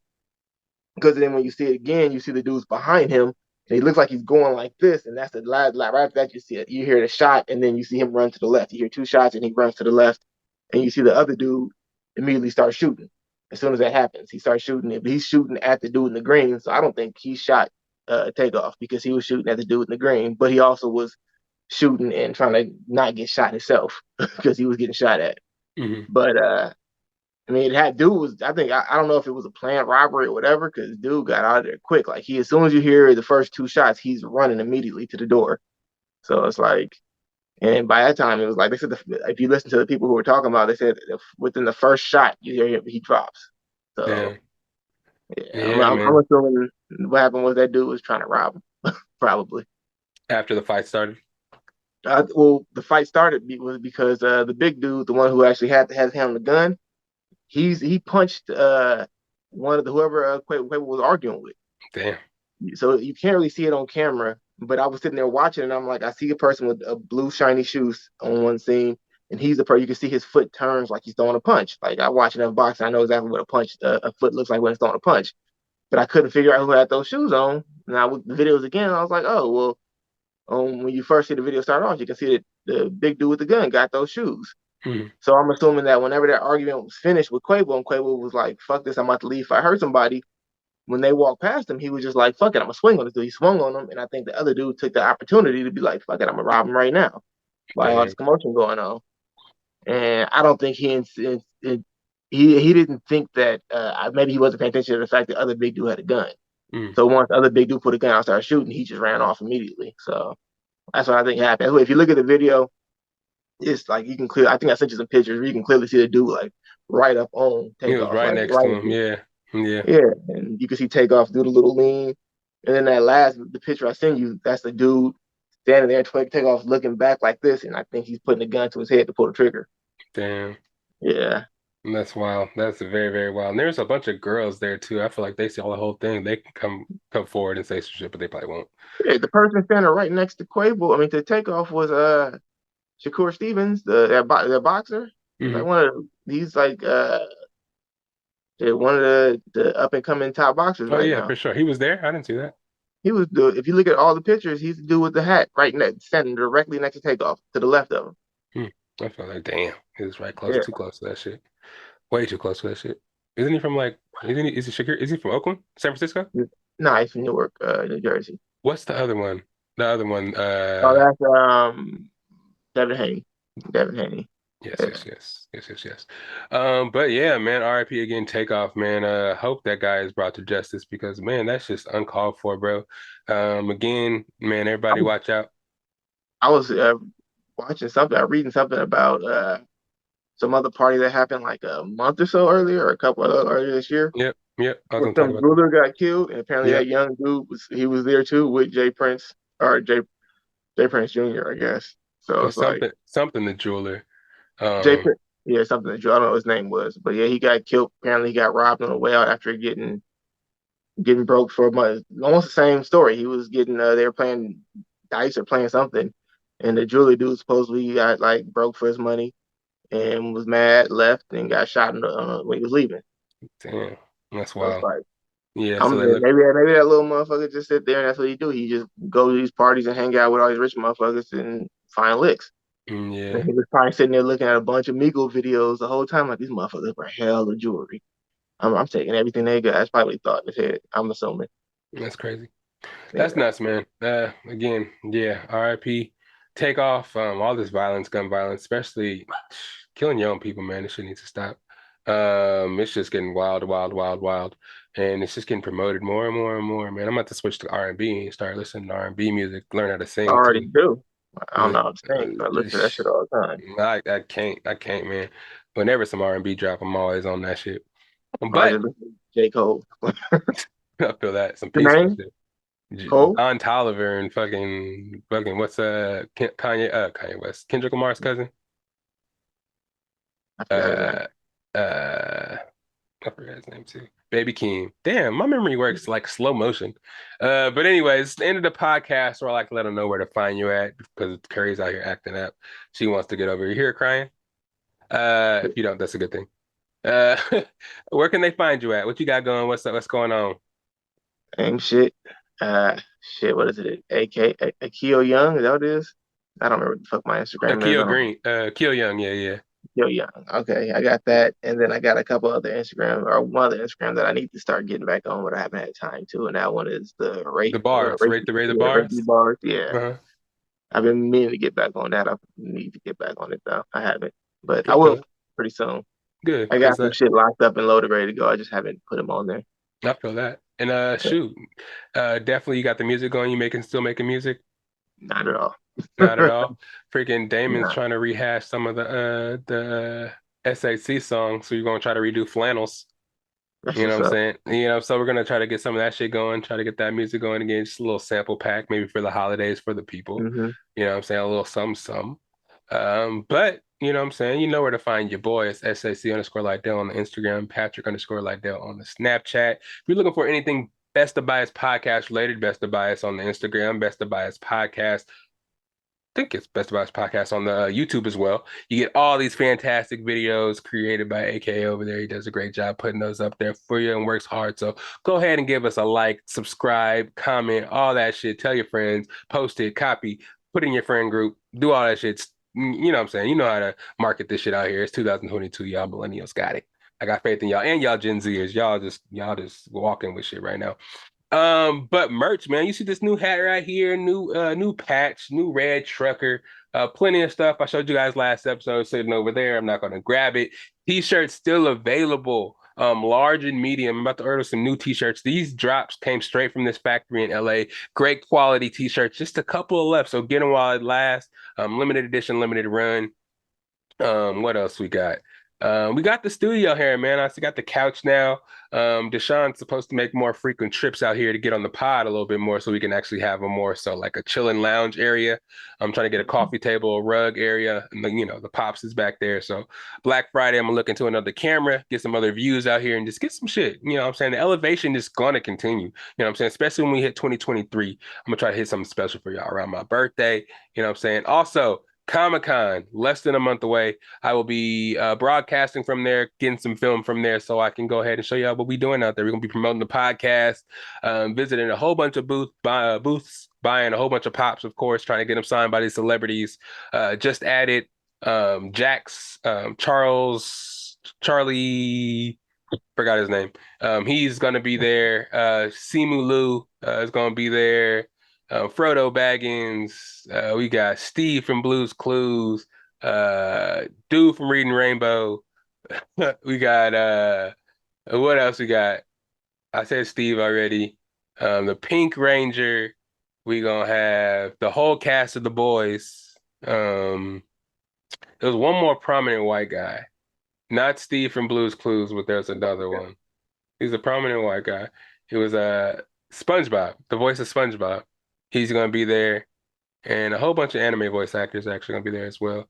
But we're gonna bring it all to you so y'all know what's going on. We're gonna try to make a more concerted effort to get to a lot of these conventions so we can show y'all what's popping and show you we're part of the culture as well. See what I'm saying? That's the bias is going mobile. You feel me? But that's about it. AKA, thank you for making another appearance here, and thank you as always for the videos. The video you're watching right now on YouTube was sponsored by AKA, and AKA. And I see you swimming over there with the waves and shit, you know what I'm saying? No, that's just natural. All natural, just waves in there. You wake up in the morning, you just Really? wave up. Yeah, natural waves. Yeah. Oh, okay. All right. Well, that's it for the podcast. Enjoy your Friday. Go see Black Panther. Support. We'll have a review coming here soon, and I'll let you know how I liked it and what's going on, man. I'm gonna see it IMAX 11:30 on Saturday. A little later than all these critics. Avoid all the spoilers, but it's the Best of Bias podcast, and this is where I like to let them know where to find my goddamn theme song at. It's right here.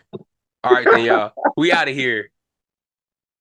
It's the best of bias. You need the earful, you should try us. From pop culture to the movies to unite us. It's the best of bias. Your best of bias.